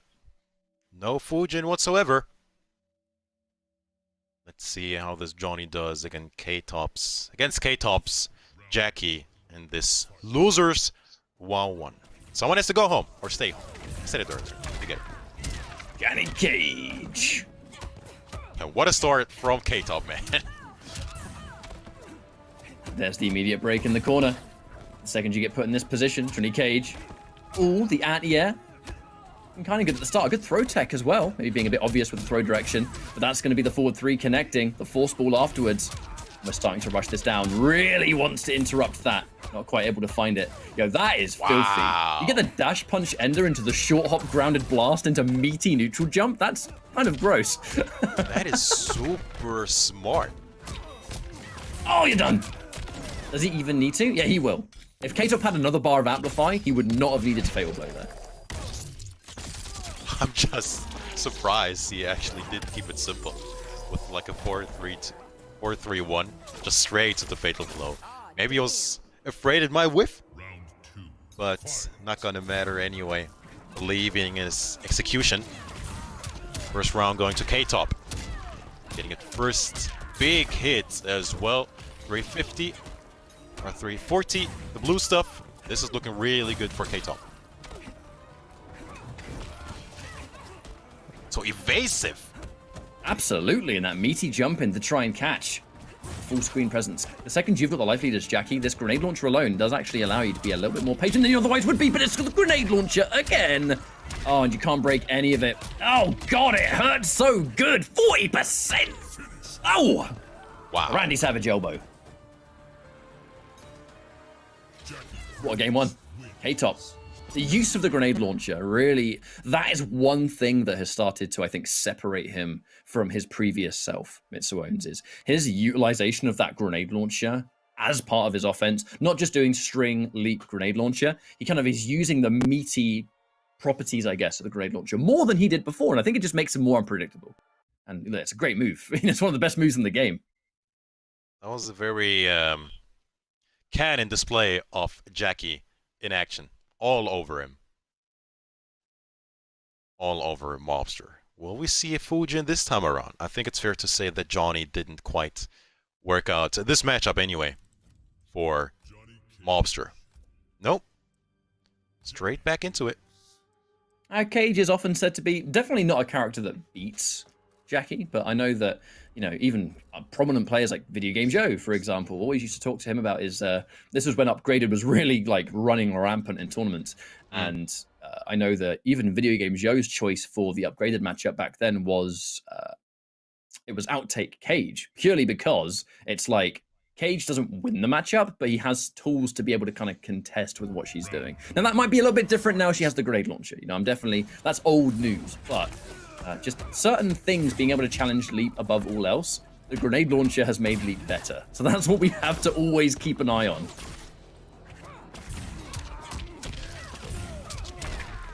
Clean opening. 1, 2, 3. Just squeezing in that extra down one mid combo for that extra percent probably. Mobster finally getting something going here. Needs more of that. Down one challenge from K-Top. Ooh, that down 4. Really important, I think, in this kind of matchup. Oh, but Ouch. Another catch, another scout out, and you're done. You're done. The second you break and that ground plasma's on the floor, you got 1%. Say goodbye. Ah, damn. Round 2. Fight. Oh, God! What a way to start the round, man. Oh, K-Top. The trip guard on landing, going underneath Johnny Cage of its own. K-Top is all over the joint. Ow! Try to dash out, not gonna matter, man. Yeah, already cashed out on that Russian blow. But man, oh man, this is a flawless catch-up. Oh, he squeezed in a jab, so there will not be a flawless victory. Mobster having the last laugh there. No flawless victory for you, mate. But still got flexed on, that's for sure. K-Top, man. Looking really dangerous. Also looking a lot like Johnny Cage doesn't seem to have the same... It doesn't seem like Cage has the same kind of chances he had. Like, doesn't look he like... I'm not going to make a bold claim like with matchups or anything, but what I just said after game 1, where we used to see a lot of players kind of try out Cage for Upgraded, I think the existence alone of the grenade launcher has just totally changed everything. Because in situations where that jab anti-air is normally quite good, and you know maybe you can challenge the leap in whatever. Now the grenade launcher lets her do shrapnel blast from like higher up than she could before, because the shrapnel blast used to have a little, you know, hitbox in front of it, and that was it. Now the grenade launcher travels all the way down, and she can still cancel it. I think that has changed his ability to deal with the close range leap so much more, because the go-to anti-air standing 1 doesn't really seem to exist much against grenade launcher, Jackie. I mean, we see K-Top being so dominant. I touched on that earlier, that he is last week's champion. Makes you wonder who beat this guy, and I took a look, and it's actually Mr. Ramirez, who's still in this tournament, so might see that clash later on, but I think K-Top looking really good to make it really far in this tournament. As I say that, maybe Mobster has an answer to that. Still in this tournament, but he has to work hard to make something happen here. First 3-0 gets the jump in. Getting a reverse sweep in this situation can be so scary as well, because first you need to stop the momentum of a player that is absolutely decimating you. And you need to take that momentum away first, and that's just your first objective. Then you have to win the set. You know, you got to win all these different games. You have to start to get this absolute swing, but for now, not quite in the acid puddle, so it's going to be a regular grab for now. Fatal blow. Do not get hit. Oh, he goes for the cheeky stuff, but what kind of punish was that? Afterwards, catch up, surely not catch up! God, no! Oh, no! Not like this. Catch up. Oh, no. I don't want spaghetti again. He dropped the combos, I bet. The combo was probably from YouTube anyway. It was back-to-back drops as well, man. Match 2 point, drops. K-Top. Dash under. But unfortunately, doesn't do anything. He is swinging all over the place, but he just can't land a hit. Not even on block. There's the down 4, but the down 4 into backup. I mean, the fear has been really put into him. No, God, no! Should It have done that all earlier. fell to pieces off the head. Oh, never mind. Should have done that earlier, that fatal blow. Wow. That's ouch, Mitsuones. That was an ouch. The momentum Ouchie. from K-Top, man. Cannot be underestimated. All over Mobster, who's unfortunately eliminated from the tournament. So, okay, there really is no getting around though that. So we know that Jackie is a really good character, probably top 2. I personally think she is top 2. But that was not a match of all Jackie. That was a match of drop after drop after drop after choke after choke. When you're fighting someone like K-Top, who is working on as much steam as he is right now with a lot of recent success, with one of the best characters in the game, you've got to bring your A game, and we did not see the A game there at all. I don't even think we saw the B game, to be honest. It's a shame. As you say that, let's take a close look at the bracket and see where we are after the round 1. This is the bracket. We have winners final sets. It's going to be Mercer versus Mr. Ramirez, and losers round 2. It's going to be Disordered versus Blood Eyes, and Magic T versus K-Top. Now that's a set I'm intrigued to watch, Magic T versus K-Top. Hopefully we'll get that spawn again. But yeah, this is the story of the tournament so far. Once again, technically the mid-season, we have 8 weeks to qualify for the regional finals. This is EU East Week 4. We shall see where these players end up at the end of this week. A lot of points to be won. And there's still opportunities to make it all happen, isn't there? But that is going to be our kind of first round of this tournament wrapped up. We're going to go for a quick break. But when we come back, a bit of a commentary rotation. We'll be joined by the talented and wonderful Falcon, and we'll continue the rest of this tournament. So thank you so much for watching so far. This is our latest edition of the MK11 Pro Competition, Interkontinental Kombat, and we'll see you in a bit.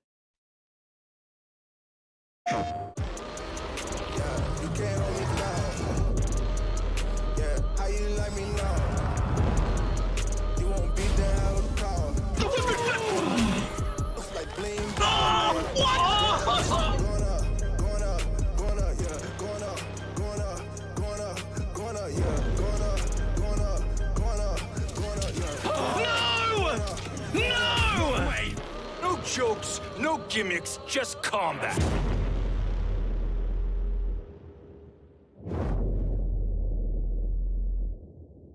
PlayStation. Looking for attention, I don't need the extra tension, cause I'm in the 4th dimension, trap P is high in suspension. Now don't bother with the haters, cause they all be imitators. Real life manipulators, get bit back up and see you later. I like me for me, I'ma be what I'ma be. I like me for me, I am who I wanna be. Na na na na na na na na na na na. Gotta prove it to myself and nobody else. Gotta prove it to myself and nobody else. I like me for me, I'ma be what I'ma be. Prove it to myself and nobody else. Gotta prove it to myself and nobody else. Gotta prove it to myself and nobody else. Gotta prove it to myself. I like me for me.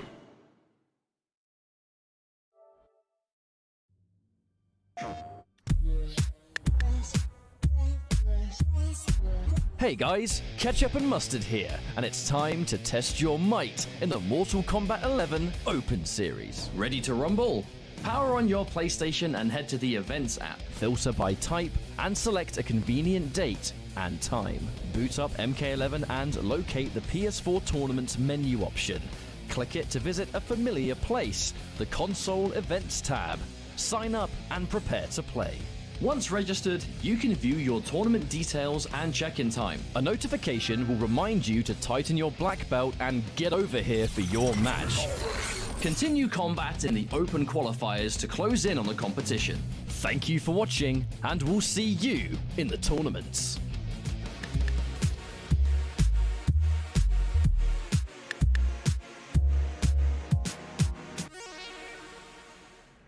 PlayStation.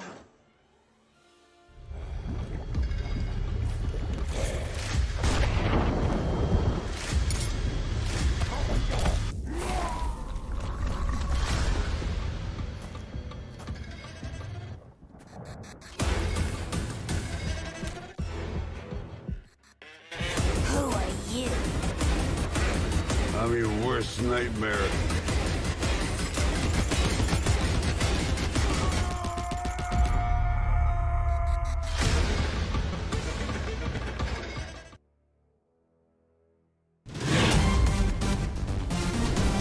Any ring I step into is mine.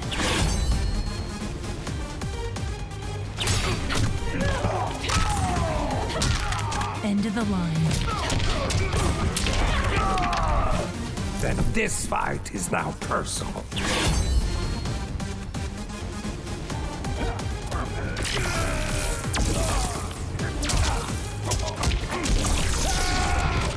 It is exhausting being so perfect.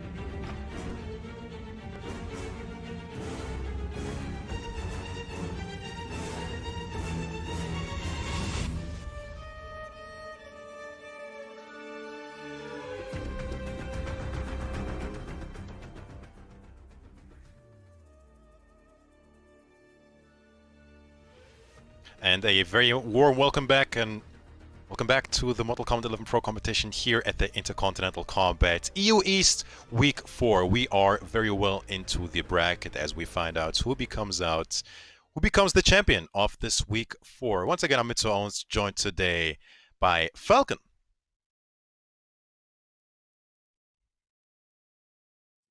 With the Pro Comp Online. Thank you. I think I was just muted over there, but thank you guys very much for tuning in today. We are back here. Oh, thank you very much as well for the introduction there, Mitsu. As these guys did a great job earlier, both Ketchup and Mitsu, introducing us over to the stacked bracket that we have in this top 8 for EU East. But we are progressing through the bracket, Mitsu. Are there any players that you've seen in that round 1 that are the people to watch out for going into the rest of the tournament? I have 2 names, one to actually make it very far and one to just watch because it's fun. K-Top just looked absolutely dominant with that Jacqueline Briggs, and I think if you ask me just as a spectator, Magic Team, man. I love me some Spawn, and especially love me some Spawn with the Soul Forfeit. Unfortunately, we didn't get to see him actually using it or making the most out of it, but maybe later down the line in this losers round 2. Speaking of which, we are going to continue with losers round 2. First matchup shall be Disarted versus Blood Eyes, Falcon. Yeah, Disarted and Blood Eyes, both becoming very prominent names in this game, and they've started to make a lot of strides in how they're playing. Disarted, no stranger to the top 8. He has been over here time and time again, whether it be through Pro Comp Online, whether it be through Open Series. Blood Eyes, not as frequently in these top 8s, but definitely representative of the Turkish region and just how strong they play Mortal Kombat, playing really fundamentally sound. And once again, back over here, but fighting against a really difficult opponent. But before we can get into all these matches, Mitsu, is there anything we should talk to the viewers at home about? Yes, while we don't speak about the PS4 tournaments, the Mortal Kombat 11 Pro competition is presented by PS4 Tournaments. PS4 Tournaments are weekly competitions for all skill levels. Compete against your friends and rivals for unique rewards. All you gotta do is go to compete.playstation.com, the one destination that has all the Mortal Kombat content to take a look at. You can easily see a list of available PS4 tournaments to sign up, and we talked about that earlier. It really is very easy. By the single click, you'll be registered. It reminds you, it automatically takes you to the sets.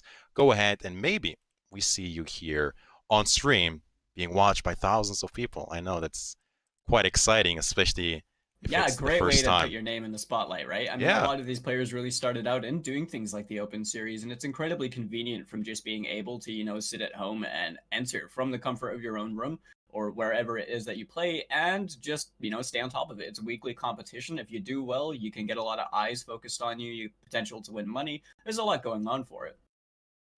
Speaking of which, this is the Week 4, so technically this marks the mid-season. We have 8 weeks total for the Mortal Kombat Pro competition. Each week, or each region, I should say, gets 8 weeks to qualify, and, slowly but surely, these individual players are trying to solidify their places in the leaderboards. I mean, we see people like Tekken Master or Wazminator just being on the rampage, definitely already being solidified, but others definitely still have to fight for that, Falcon. We have, so those players are definitely, the strongest in their regions, and they've been showing that, really. In Europe, there's a very big mixed bag of people of a very, very close skill level. And we're seeing it all the time with these really back and forth sets. I mean, we've seen Disarted win, a few tournaments now. We've seen him perform incredibly well, but he lost to Mr. Ramirez, who is another familiar face from the Open Series, who hasn't really been around for a while, who won with Scarlet, who isn't regarded as one of the better characters in the game, So stuff like that is always, it's really cool to see. But without further ado, we just started off this match. Blood Eyes on that patented Frost, and Disarted rocking the Shang Tsung that we are also familiar with by now. How do you think this is going to go, Mitsu? Potentially a zoning war. Disarted definitely not being shy to zone. We've seen the same from Blood Eyes, but so far, definitely a slugfest. As I say that, Blood Eyes is getting some zoning going for him. I didn't look at the variation from Disarted, but there is surely going to be a smoke shake. So yeah, we saw the smoke shake in the beginning. I believe it's the classic Disarted variation of running the 3 ninjas with corpse drop, is what we're seeing right now. Blood Eyes rocking a more conventional approach with Frost, but gets opened up by that jump kick OS. A signature special of Disarded at this point. Oh my goodness. Very disrespectful, man. Is Disarded working out in his favor. Round 1. Looks really good. Disarded, he had a bit of a health deficit in the beginning of that round, but gradually started to tack on the bits of damage and really worked out for him. Blood Eyes with a big opportunity, but dropped the punish. Gets a throw.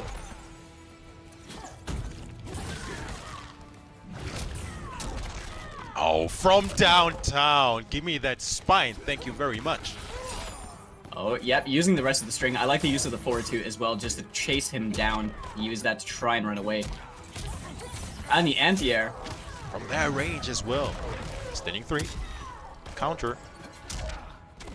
Alright, the jump over on the throw. Blood Eyes now, he has the fatal blow to work with. Disarded only needs this round. Going for the Hail Mary down 2, didn't quite work out. The Ice Quake gonna get punished though. Has to spend a break. Escape failed for good measures. It's going to be Disarded who strikes first blood, taking the first game. Yeah, definitely. A really impressive performance. He just seems solid in his ability to, you know, play the game. Blood Eyes unfortunately missed a few opportunities and kind of just took a lot of damage working his way towards Disarded and in these little things. That final Ice Quake at the end was quite a risk in that situation, but he did have the bar to break. Unfortunately, you know, it didn't really work out in the way that he wanted, but Disarded showing once again just why he's been such a consistent player, you know, from the CIS region, dominating many of the European players. But Blood Eyes is definitely no slouch, and we're going to see some adaptations going into this next game. Oh, it also looks like we are going to see a character change from Blood Eyes. So we've seen him use Shiva before on stream, but a Scorpion, I don't think I've seen him use a Scorpion before. It makes sense against a Premier Zoner, trying to shut that down. Not actually counter zone, but finding a way to beat it. Yeah, I mean, having access to the helport cancel is really big anyway. Now, Demon Breath, on the other hand, is not as special. Yeah, I mean, you as the Scorpion aficionado yourself, would you like to talk about Demon Breath to the viewers at home? Now, Demon Breath, definitely a good restand tool, but it's actually a custom move that we, I think, don't see at all in higher levels. So I'm really interested what he does with it.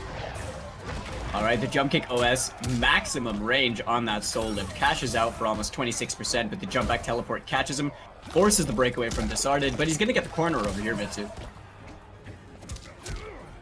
Oh, I think that was an option select. That's standing 2.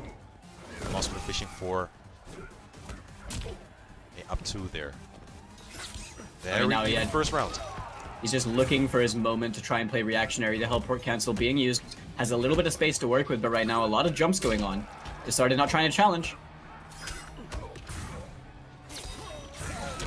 He got it! The raw spear. It was the... Honestly, that's all he really needed to look out for. Really good presence of mind from Blood Eyes. Happy to spend the fatal blow to guarantee the round off and an easy confirm when that spear connected. But that was pretty expensive, because now that's a big damage resource that you don't have. So if Disarded is able to run a train in these last 2 rounds, Blood Eyes is down on that. So it might come back to bite him, but he feels like it was the best decision to use that in the round. But the opening from Disarded right here cashes down the damage. Fishing for that breakaway, not getting it. The escape failed really as well. Good. Or Blood Eyes. Scorpion Pick definitely working out a little bit better for him. Respecting the corpse drop, not trying anything fancy at the moment, just looking to buy some space, but a brilliant challenge on a helport cancel from Disarded. And a Toasty! For good measures, beautiful stuff. Now, I like that decision right there from Blood Eyes. Just teleport yourself out the corner, right? Like, I'm pretty sure he knew that was a lost round.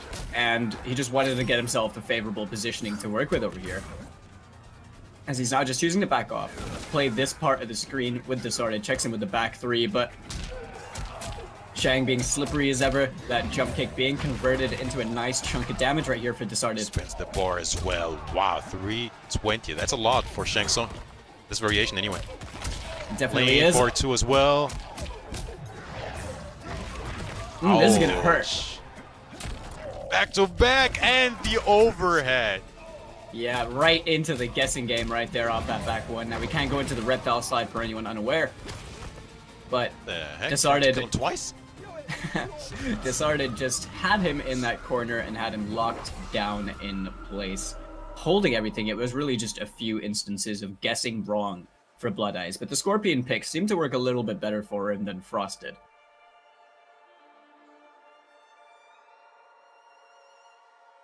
But not enough to take the game. And man, what a sequence from Disard in that corner. Back to back 320.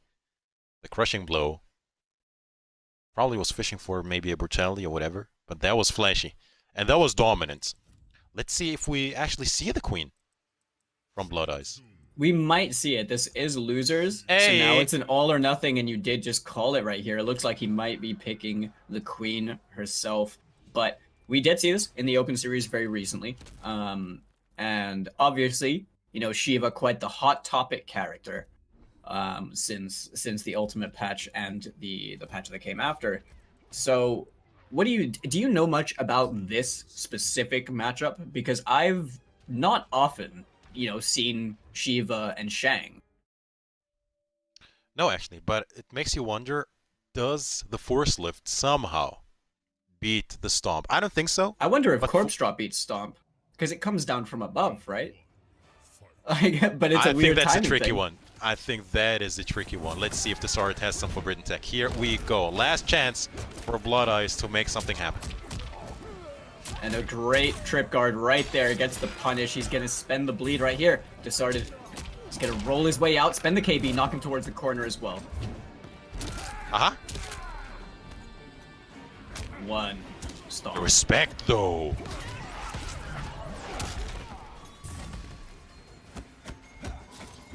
Very good block, man. That was tricky.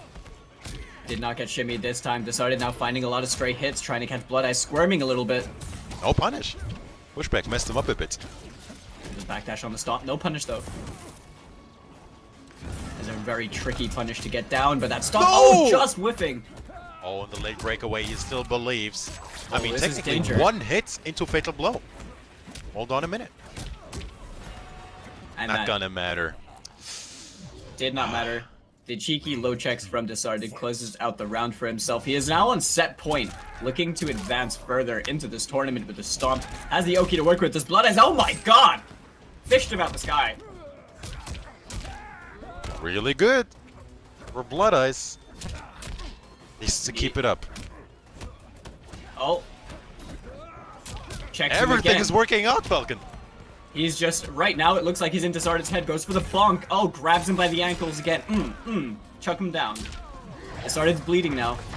Took a little bit of damage on that jump out. He's taking a little bit more. Has the Fatal Blow to work with. Great confirm. Blood Eyes without the break. Oh, the risky stuff. The air-to-air, nothing afterwards. Oh, it tracked the back roll. Brilliant stuff and awareness from Blood Eyes to snuff out that option from Disarded. Tying things up. He's starting to fight back now, Mitsu. Wow. Out of danger. Easy punish with the standing 3. Good patience from Blood Eyes. But tries to space that one out, but a bit trickier on that final hit. What's it gonna be? Again, oh, right in front. Disarded just stood there. He held his position. That was a very, very firm read. He was right. All right, Oki situation. Playing respectfully, Blood Eyes is. With the Oh, smoke shake. goodness. And that is... That's gonna be that. It's, yeah. Disarded, convincing fashion. Sending Blood Eyes out of the tournament with the 3-0.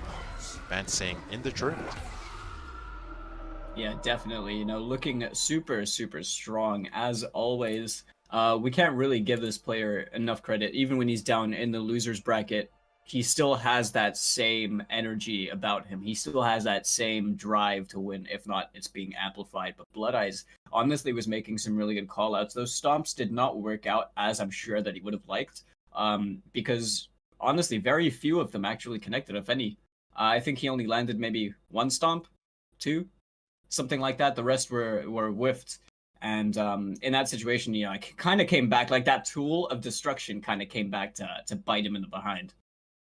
It definitely wasn't enough to make it happen, but good job for our two Blood Eyes who might even move up in the rankings a bit. Before this tournament, he was at 9th with 210 points, so maybe he's in that magic spot, just shy of top 8 or in top 8 after this week's placing. Yeah, so I'm sure we'll see him in the future. You know, we have still 4 weeks to go, so who knows? We might see him at the end of the season as well. But for now, it's going to be K-Top versus Magic T, and like I said, I hope it's going to be a spawn, Falcon.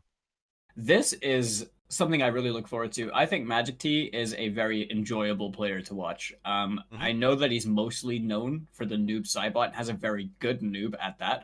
Has known to be, you know, played characters like Baraka and stuff in the past, but, you know, reasonably doesn't really want to be playing characters like that much anymore.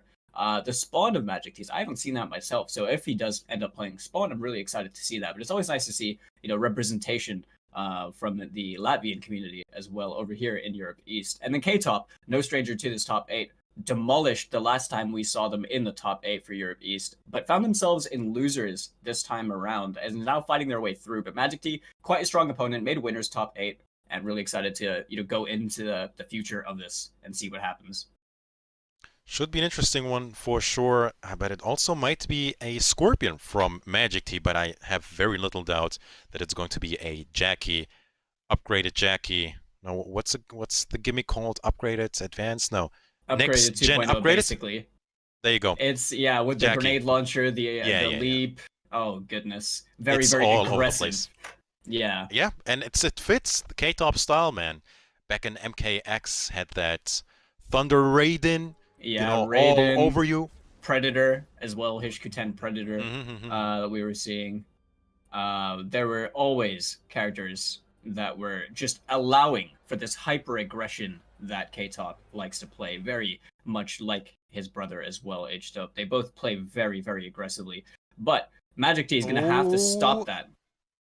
Take a look at that move. Yes. Oh, yes. Oh, no, there's no soul forfeit. No. He doesn't want to be rocking that charging hell spawn, that 2-slot move, he's going to prioritize the damage, which spawn is definitely one of the kings of, is dishing out a ridiculous amount of damage. The +2 right there. Oh, whip punish. He hurts, that's for sure, as he should. Yeah, very, very representative of the character. I'm glad he gets a truck. But K-Top, man. Now this is a favorable position.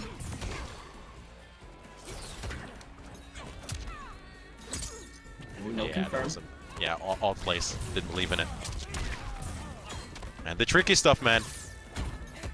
Okay, he's gonna hold the plus frames, gets the flawless block on that forward 3. Not gonna do anything else with it because he didn't have the bar. +2. Alright, Magic T is gonna get a confirm. There's no breakaway as well on the side of K-Top. He ends in that raising hell, that low chain right there that we used to see in V3. Now accessible anywhere. Look at that movement, though. I mean, Spawn definitely being more threatening. Oh, I think he tried to reversal fatal blow upwards. I think I saw a flash from Magic T. It's just too fast, man, that leap. Yeah, it's very hard to stuff that. You gotta catch it really early on. But big opening right here, confirmed by K-Top. Gets the breakaway as well from Magic T, but a throw tech being wise to it.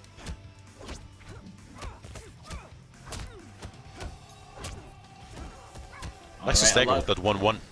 Yeah, a lot of +2s into that down 1, and it's a +15 down 1 as well, so you know he's going to consistently be able to jail off of that on hit. Yeah, it keeps you honest. Yep, spends the KB. And that is pretty much going to be curtains over here with that damage over time in the corner. That's using just the charging mean. hell spawn. Yeah, that is just like, mean, man. It is just, you know, it's smart. It's miserable. It's a very clever strategy, but it's brutal to be on the receiving end of. But K-Top, just like that, you know, sifting away the first game. Magic T had a few moments. I really like the idea to try and fatal blow upwards to catch the leap, but that didn't quite work out for him as he hoped. So K-Top still riding that momentum that he had earlier against Mobster, and he's looking really good, if I may say so, to make it 4 in the tournament. But let's not count out Magic T just yet. Definitely not. This guy did make winners this week. I don't think it was a destructive set between him and Mercer.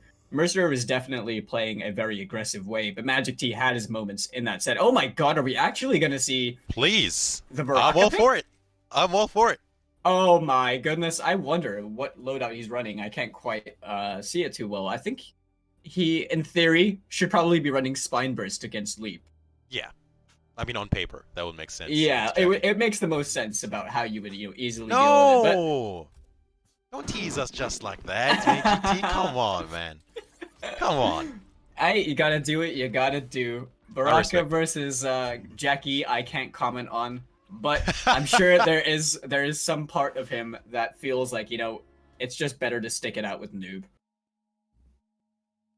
But this is definitely his premier character, I will say. I think, Magic T, along with people like Swift Frazier and stuff, are the representative Noob Saibot players this side of the world.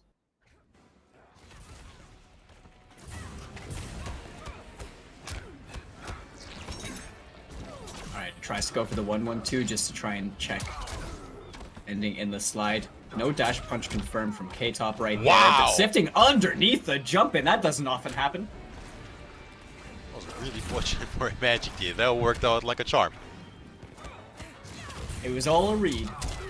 And a double grenade right there. Yeah, I think he did that on purpose. Fortunate breakaway for Magic T there. K-Top doesn't have the bar to spend. Oh, a brilliant challenge. Drop the confirm though, but gets the 2-1-2. This is still doable. I don't so know, much for that. No, the drop, Falcon. That was a really big drop. Gets the standing confirm into the fatal blow. Exactly what he needed, and Magic T steals that round away. I mean, we've seen that time and time again in this top 8.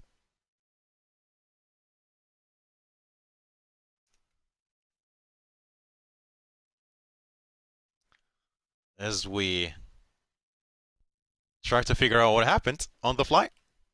Just give us a tiny second, have some technical difficulties, but as I say that, man, we've seen it time and time again in that top 8 that rounds are just being stolen in broad daylight. Mind you, this is EU East, it's still early. In broad daylight. How dare them?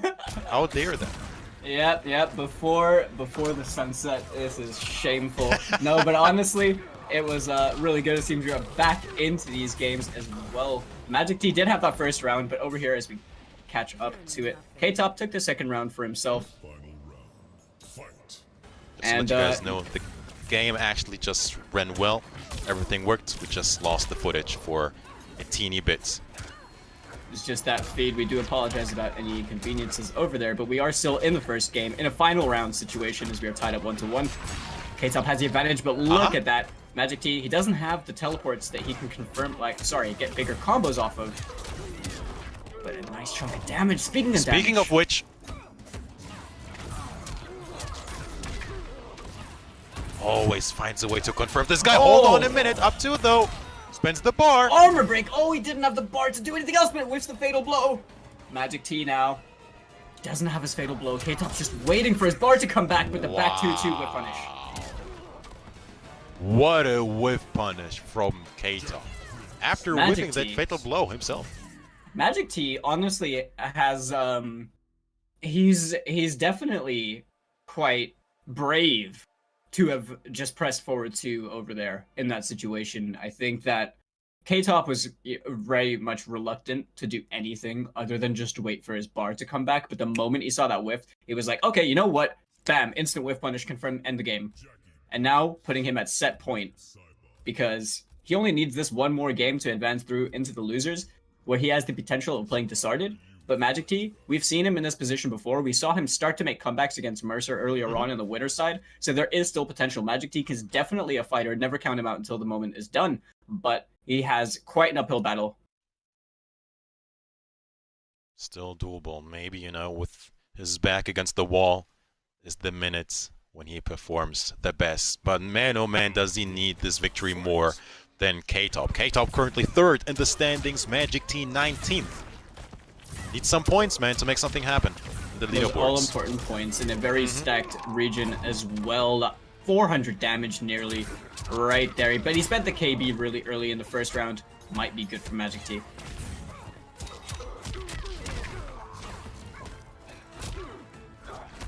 Okay, the trade. Seeing Magic T just trying to fill it out. K-Top being really patient. Confirm on the down 3, goes straight into his pressure, and now only has one more round to win to advance on to fight against Disarded. I think that's the key word, patience. I mean, K-Top is not afraid to just block. He knows exactly when his turn is, and, you know, making the most out of it. What an anti-air, though. I love to see that. I was thinking that would be one of the options he would go for, and actually seeing it work is great. Gets launched, though. Has to break.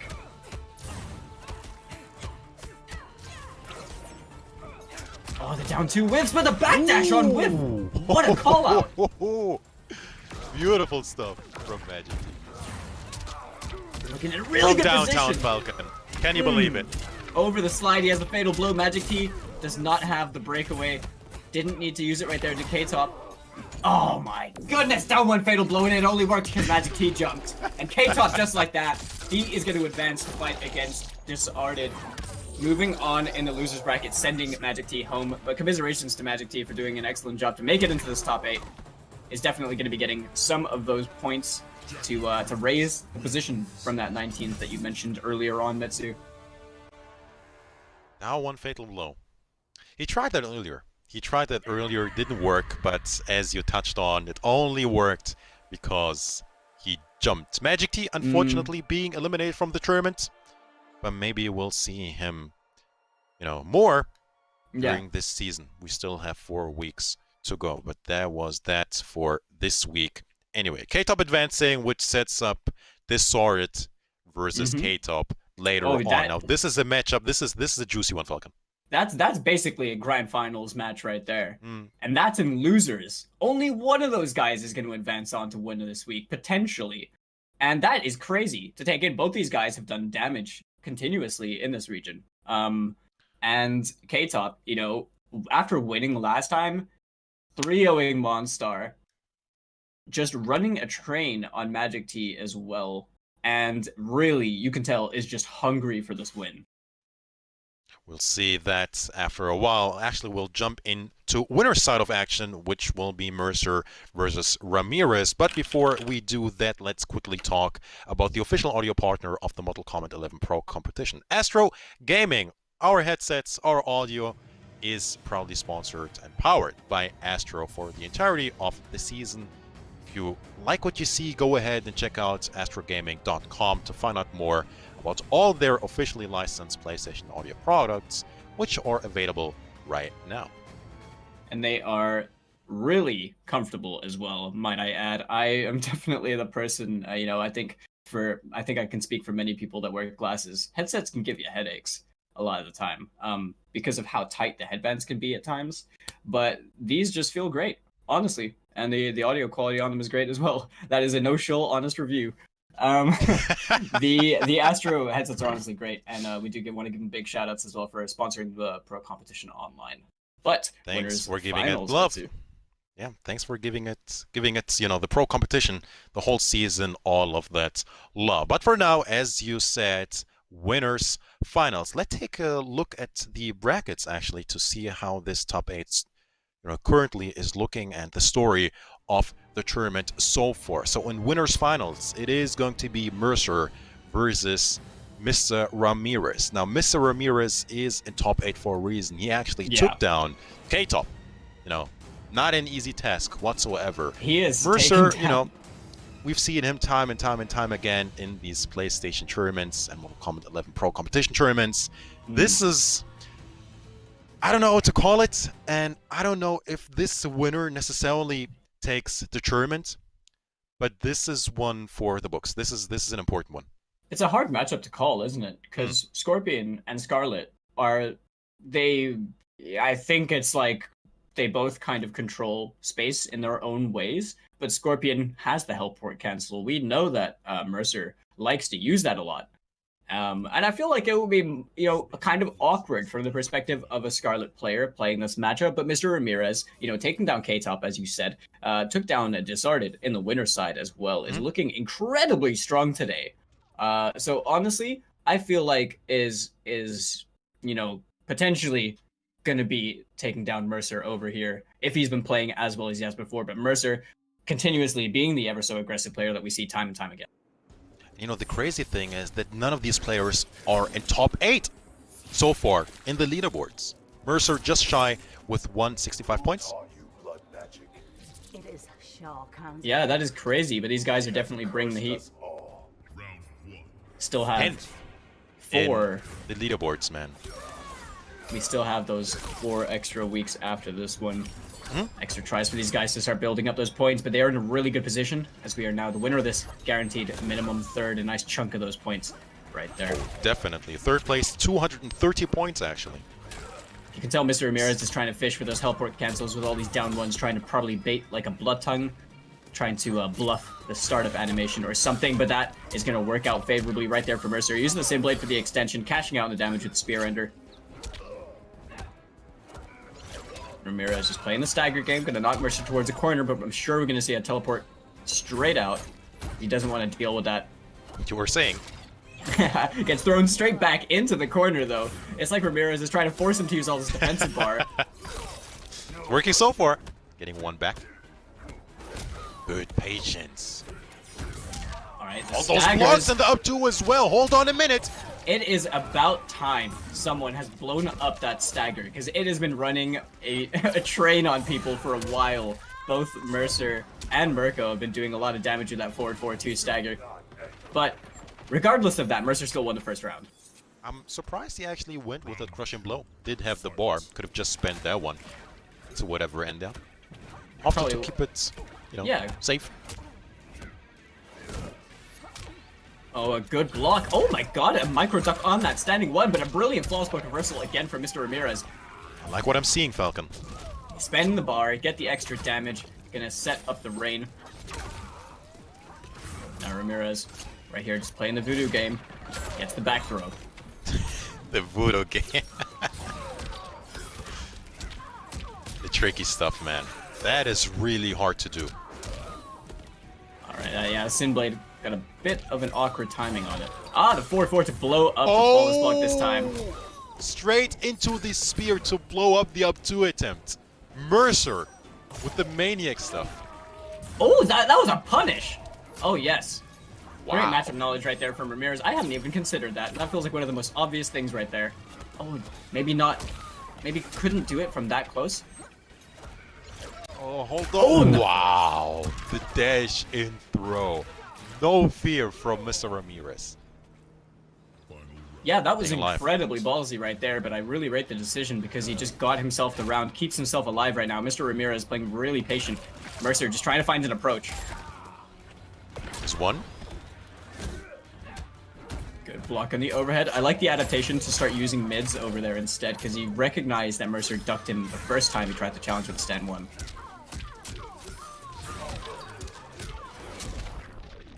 Ouch. 2-1-2. Melting that life away. Yeah, the flawless block right there. Mercer didn't have the bar to make anything happen from it.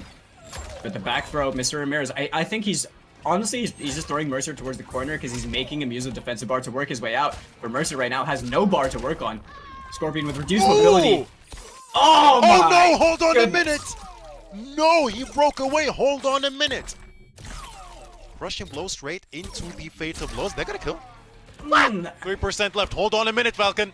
I guess that was the only time Mr. Ramirez had to break, but the throw whiffed! It was barely out of range, Falcon. That could have ended very differently. But Mercer taking the first game. Max range, right? Absolutely. Like, I think Ramirez thought to himself, okay, you know what? I'm just out of range. Even then, he didn't have another chance to break. There was going to be a fatal blow regardless. So you're eating a lot of damage either way, but I feel like if he didn't break over there, then it wouldn't have been as, you know, kind of like a threatening, scary situation because you have a bit more life to work with. That was a really good decision from Mercer as well. You know, taking the first game, that was really like neck and neck. For just, I mean, that's just the one game so far. Pretty much very expected from winners finals. Looking at these guys with an absolute slugfest going on between. They're both trying to just feel out the space.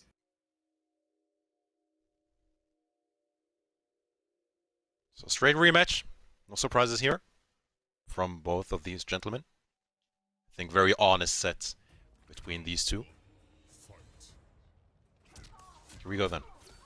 Definitely is a nice pickup off that forward 3 as well, catching the aerial. And right there, oh yeah, he's gonna confirm this. And that can sometimes happen, man. Scorpion hopping over the character.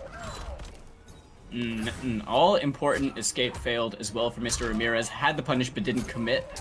He has the corner position to work with. I like the air to air. Dropped combo. Another short top. Ooh, Not there with the punish. Oh, the throw whiffed again. Would have gotten so much more.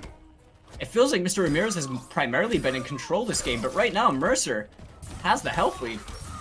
And the punish on the roll. Great stuff. Sinblade, and he's going to cash out with the ender. Spends the bar. That's all he needs. Smart stuff. Not using the 2-1-2. Rushing blow. To get the round, just takes that offensive bar, which has already been regenerated back. Yeah, for sure. He's going to cash the forward throw right here. Up 3 spent from Mr. Ramirez. He's going to use those plus frames for the reversal. Teleport.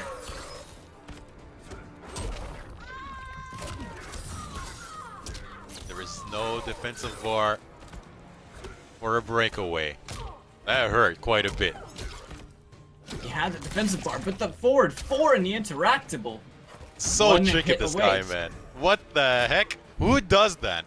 I like forward the use 4 of interactables, into interactable. honestly. Yeah, it's the forward 4 spear, the forward 4 2. He's been playing the mind game a little bit, then now he's starting to incorporate the stages as an added layer on that mind game, and Mercer is now 2-0, looking really strong against Mr. Ramirez right now.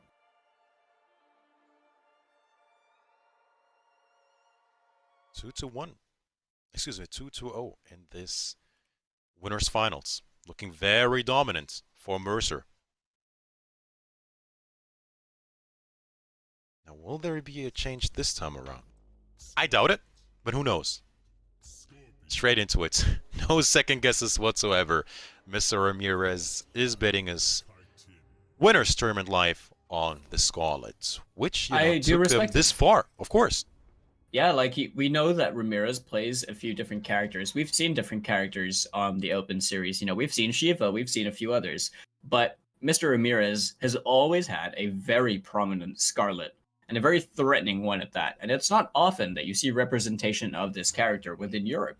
There's very few Scarlet players, but they are good Scarlet players. But right now, Ramirez has a bit of an uphill battle if he wants to make it into Grand Finals winner's side. From this winner's finals, Mercer right now is in a good position. Blood Drain was active, so only took 12% off that grab. Alright, there's a jump in. Ramirez opening up space. He's going to check him with the overhead right now. And the forward 4 didn't convert. Wow. Beautiful confirm. Straight into the back 3.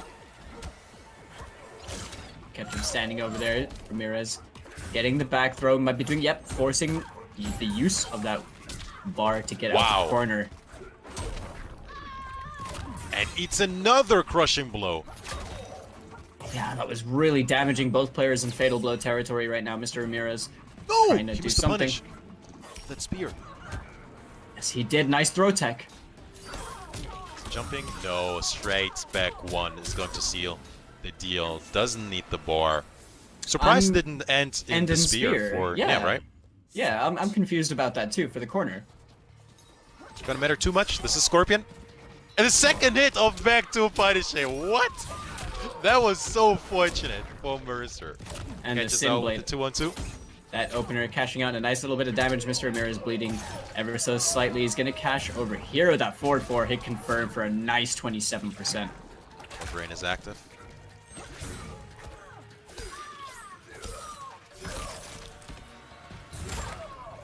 No, Mr. Ramirez. He's going to have to play real careful. It was a good throw tech from Mercer right there. The trade hits as well. Neither player's favor. Yes, the whip sir. punish. spends the bar. He wants the damage over here. He just got it back, Falcon. Oh, the voodoo ring, it's out. Oh, this is still doable for Mercer. Gets fatal blow on deck. That just about whiffed, and the forward 4, my goodness, of all He buttons. He jumped, Falcon. That's only a word because Mr. Ramirez jumped. And then he Baiting starts that forward off. 4.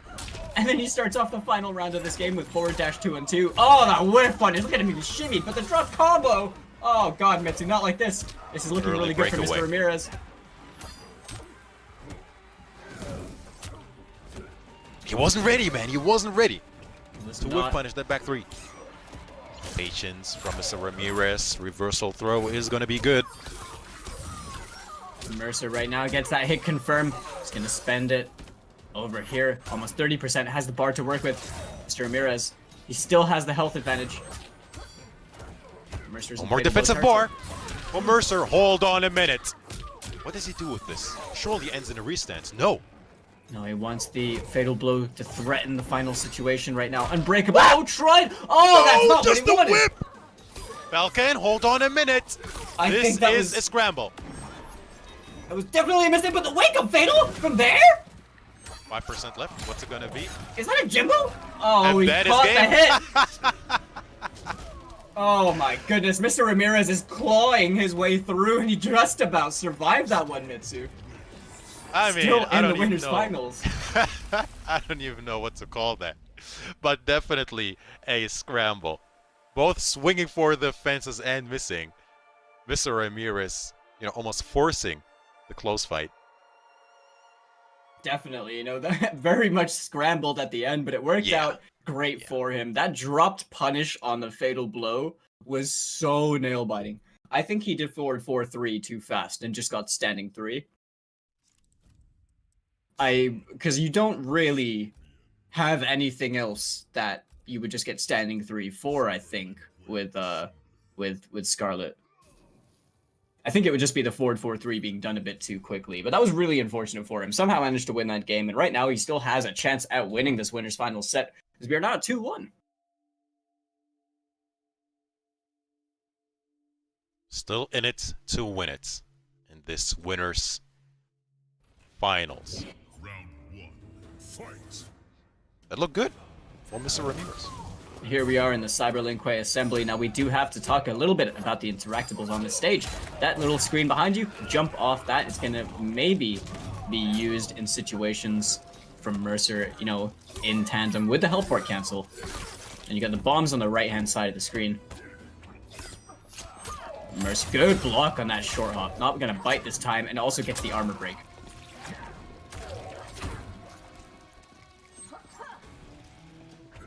With punish from Mercer. Oh my Gets the jump in though. That looked like the right call, but it unfortunately On whiffed paper. for Mr. Ramirez. Yeah, right. The second hit of the teleport missing. All right, spends out. Nice bit of damage right there. Sets up the rain. Gonna just sit in over here. Mercer now uses the forward Scary throw. Has a thing chance. is it's still winnable as I say that. The up 3 sealing the deal. But Mercer, man, how many 4-3 crushing blows have we seen from him? Pretty much all he consistent needed. usage of that every Right? game. Once again, a nice pickup off that forward 3 on an airborne opponent. 25%, not too much damage, but he gets himself in good position. Oh, a great jump in on the up 3. What a call. Jump into as well. Beautiful stuff from Mercer. Flawless block, nothing afterwards. Yeah, I didn't have the defensive bar actually to make something happen. Mr. Ramirez now potentially could be in the driver's seat. Great punish on the teleport. He was in Mercer's head right there. He had no other options. Mr. Ramirez setting up the rain right now. Kind of likes to play Ramirez now. Go for the stagger into the throw. Oh, no punish on the up 2. What's it gonna be? The tongue? I like the idea to go for the midi low. Not there with the punish of the up 3. Oh, it- Excuse me. Oh no. Oh, this is Double really fake nail-biting the Mitsu. He didn't confirm it! Another the back misconfirm. Ah, the flawless block. Oh my The goodness! The back 2s. I mean, he's safe. He's safe here.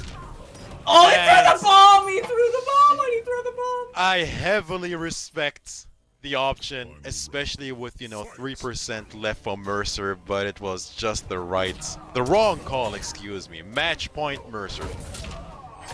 Right on. Flawless block right there on the 4-3-4, not letting him show off the sandals anymore for the rest of this. And spends it right there, 32%. Ooh, oh, never mind, he got the KB. He wanted to show him the sandals. Gets the knockdown by the corner. With the rollout, Ramirez did not commit to the punish. He didn't believe in the punish, Falcon. Didn't. Good block on the back three. I like him to go with the throw maybe after a block back three. I think he's fearing getting micro-ducked a bit too much. Okay, the throw again. Mercer right now, he's working a little momentum in his favor. Very even. Very even final round here. It's game 4. Missed the punish again on that spear. Gonna have to get those consistent if he's able to throw it out there. Alright, Too doesn't late, get wasn't the a punish. reversal. Wasn't the reversal. And Mercer, I mean, now, how he's many just using chances it. is he going to give you? Yeah, and now Smart. Mercer's just This is using smart. the spear. Like, he knows that he's not being punished for it. Time, Falcon, time. 17 seconds. Yep. 15, he has So a jump Ramirez interactable right next to him. needs to make something happen here. Time, 10 seconds! That was a He's good getting trip the life guard. lead here. Hold on, Falcon! Oh. Ah! Oh, the jump! Ah! Whoa, this Who trap! wins? What? Who won? Mr. throw. Ramirez, by the skin of his teeth. How is he taking doing it. this? I mean... That was a speed I bag mean- if I've ever seen one. How is he doing this, Mitsu? Falcon, take over, please. Both of these games have been so close. He's like getting away by an absolute hair. Like nothing. It's so minuscule. And in that situation, that was mostly down to chip. Mostly. And then he got that throw right in the final second, and that tiny bit of damage just sealed the deal, right? And Mr. Ramirez right now has just tied up the score, as we are now at 2-2 on the verge of a potential 3-0 reverse sweep in this winners finals. I'm still trying to recover from that throw, man. The initial hit of that throw was enough to give him the life advantage. I mean, that was so close. Honestly, But hey. Mr. Ramirez has been he's been taking advantage excellently and making the most of these very scramble situations. He's been doing a fantastic job at just I don't know if he's staying composed, but he's been winning the games, right? So there's a staying level alive. of composition at least over there. He's staying alive. That's what he's doing. Final match. Winners finals. Mr. Ramirez versus Mercer. What a set so far. And what a start for Mercer here. Oh, And punish that on the is up three. That is just filthy. Filthy tech to beat the up 3 attempt. Oh, is that a flawless block attempt or something? I am so confused. Okay. Oh, the throw did not work out for Mercer, but Oh, there was no punish after that neutral duck. I Good mean, interruption though.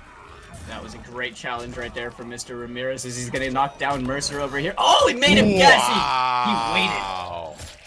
The shimmy from Mr. Ramirez is putting him on match point. Oh, How yeah. is he on match point against Mercer, Falcon?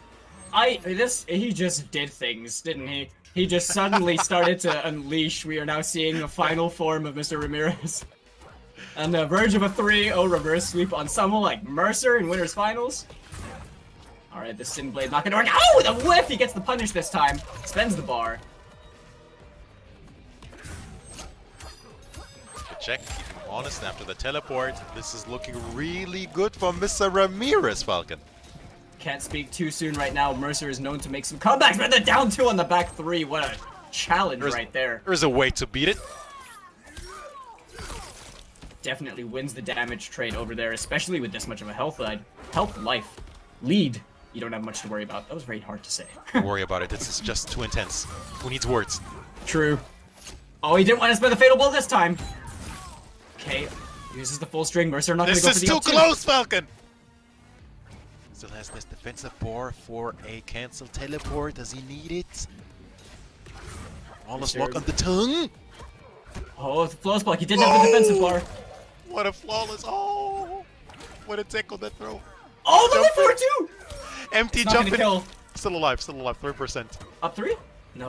Delay, wake up. Back to... Wow, he's really swinging for the fences. Down 1, 4-3. Oh Mercer. my goodness. Mitsu, Double we are match here. points. We're here, exactly. We're here in the final round situation. That jump 3 still connected?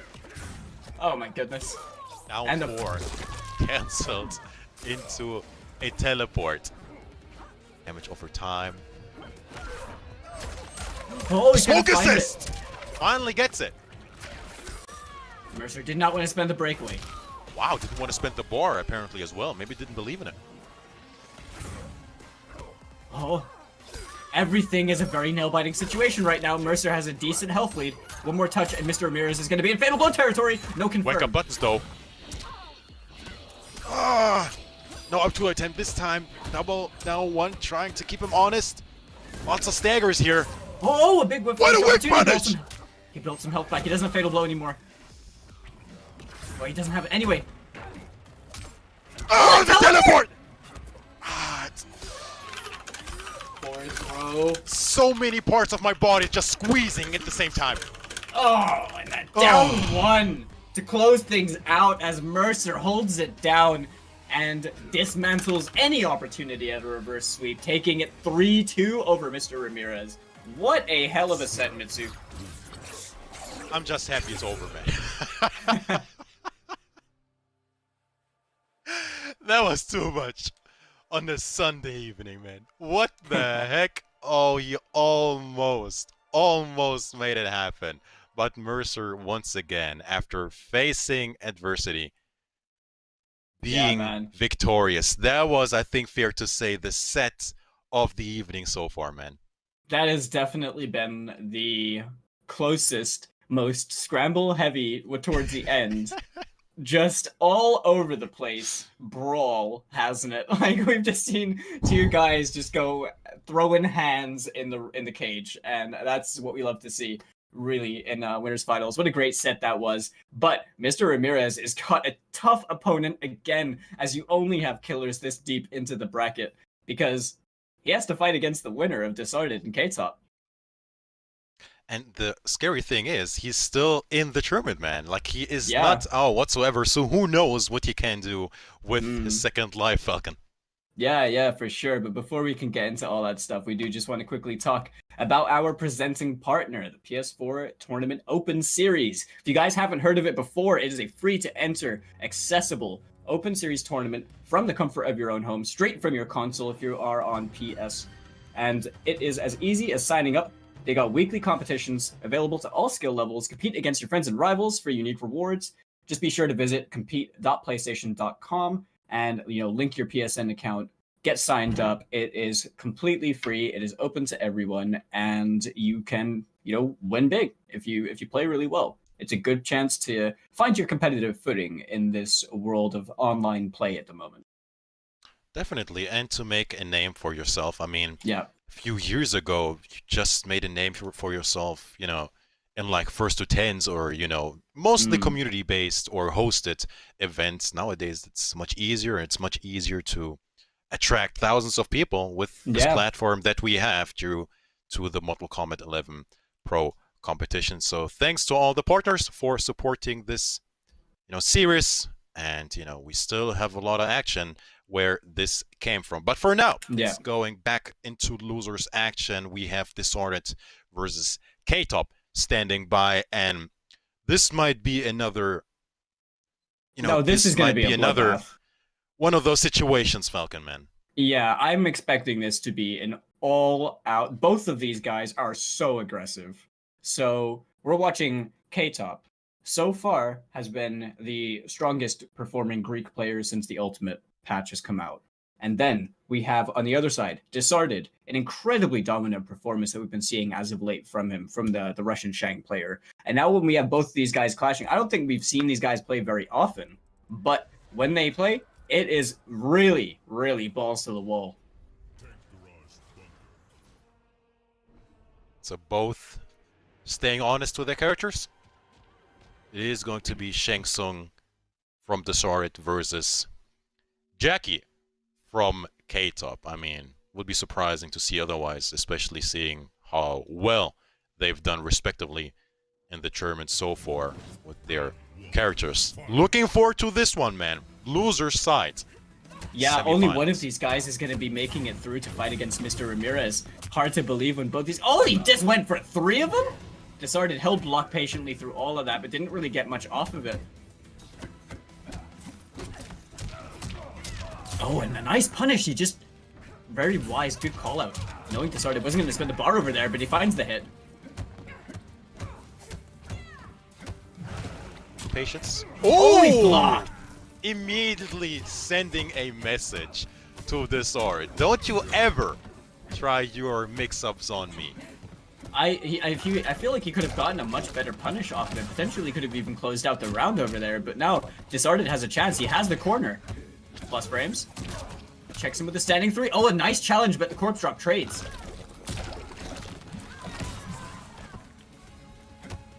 Double fatal blow situation. Oh my goodness. Well, how about that? Like that reptile slide? Hold that overhead. That was a very... that was quite the decision from Disarded over there. Worked out perfectly for him in a round that seemed like he might have lost it. Right now, he gets that forward throw, builds back a little bit of health, knocking Kate's up into that corner, denying the dash punch with the knee. Wow. So. Lots of staggers here from Disarded, really threatening K-Top. He is just forcing K-Top to respect him right now, and K-Top's execution is looking a little bit sloppy, might I add, Mitsu. But right there, speaking of it, never mind, gets a 3-3 reposition, tiny bit of that burn damage. And this might be death? Nope, 5%. Very close, and that is that. Disarded, diffusing K-Top, who's just been on fire. In this top 8. Disarded has been playing very well. But that round, it's hard to believe that round was against someone like K-Top. Because it's not often you see K-Top being the person who is just sitting there blocking, you know, respecting the other person, because he's making his opponent do that. But in this situation, he's just getting clipped by things that, you know, Disarded is doing smart stuff against what K-Top is trying to do. He's doing down 2 on block and to just completely stand still 1-1-4 because he knows that K-Top's coming in to press a button. And it works. Stuff like that is working for him. And it seems just frustrating for K-Top at the moment. There were a couple of missed opportunities when it came to a bit more damage cash out, but, you know, I think we're going to see the adaptations going into this next match. Both these guys are incredibly good players, adapting on the fly quite a lot as well.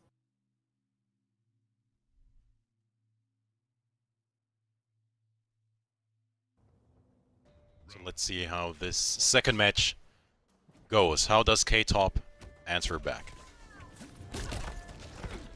Once again, loser semifinals. Loser will be eliminated. That's a way better start immediately for K-Top. Look at that, man. Just like that. Speaking of the damage now, he's actually cashing it out this time. Gets that 40%.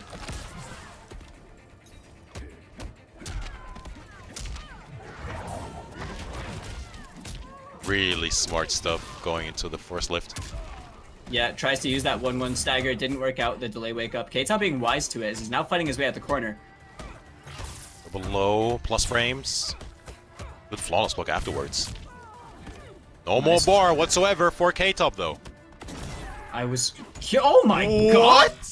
That was an insane call out. I mean, usually in this situation, I feel like a Shang would probably go into a 1-1 or something to jail you, but K-Top made a hard read and just reversal fatal blow straight through it. Oh, the reptile slide not gonna work out. Speaking of hard read, man. Tried to slide in from downtown. K-Top being wise to it, watching his feet. Okay, the amplify on that corpse drop, getting a little bit of damage for Disarded. Gets the punish. Ooh. Okay, plus frames. Choosing to be respectful. Oh, the duck, but no punish. He did everything right. He called the down 2 out. Didn't find the punish though. Nice throw escape though. Gets clipped by that grenade launcher.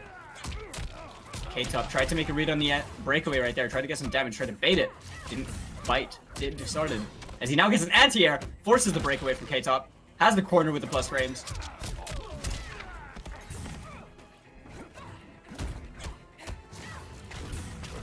right? Using the grenade launcher is not going to work out for him. This can, I think it can kill. I'm not sure about the scaling. Scale. He Yeah, needs yeah. about 41%. It's But this is looking 950 good. health though. Yeah, I it's think, looking good. yeah. And that's a good point, that she doesn't have... Yeah, he needed less than 14. Of course, Jackie's still struggling with 950. I'm joking with struggling, don't hang me. Over here, the triple uppercuts right there. Gets the knockdown 36. He's got the corner of the forward 1-2 staggers. Oh, throws him out the poke.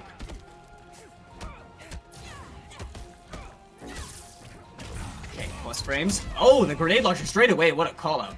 Right there, the challenge attempt from Desardo. Gets the throw tech, but to what? Avail the duck! It's so much more though, man. Even the damage over time. Yeah, I mean... Oh! Yep, he's burning. He's burning. How do you K-Top beat only that? has to do that. Gotta play. Oh, he tried to find a whiff punish. He could have turtled so much the minute he got all of that life lead. It's going to be a 1 apiece. Pretty much what we expected between both these guys, right? It seems like neither player has a distinct advantage, but both players are very happy to play their own game. But it seems to be a very snowball effect, where one person plays their game, they have momentum for a while, then the other person steals that momentum for a while, and it really goes back and forth. Where Disarded was in control of the tempo in the first game, but K-Top took that in the second.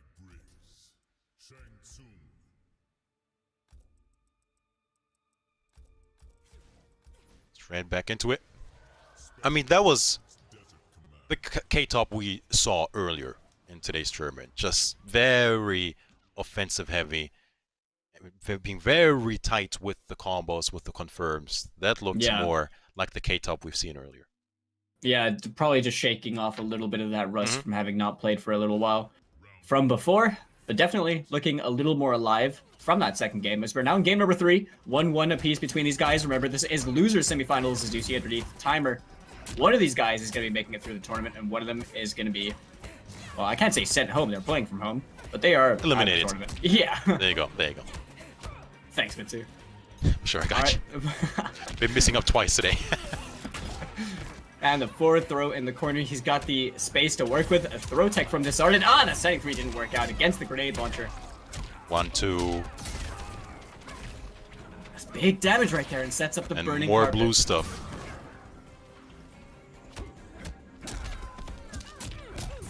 Okay, maybe try Good to get meaty. a flawless block. With patience, but even chip at this point, man. It's I mean, this stagger. is just a very dangerous position to be in. He gets a tiny bit of health back. I'm not sure it's gonna help too much as he's now burning. Yeah, that's gonna be that. K-Top That is now. just tragic. Yeah, what can you do in that situation? You know, Suffer. Yeah. Precisely. The jump kick OS into that Ermic. Soul lift right there. The corpse drop as well. Tries to get a punish, but oh, the down 2 Almost punish. sucked I him in. like that. Knowledge. A nice chunky 41%, or a little bit more than that, probably about 43, is the 950 HP from Shang. And Disarded is looking really in control this round. But this is upgraded 2.0 with Fatal Blow.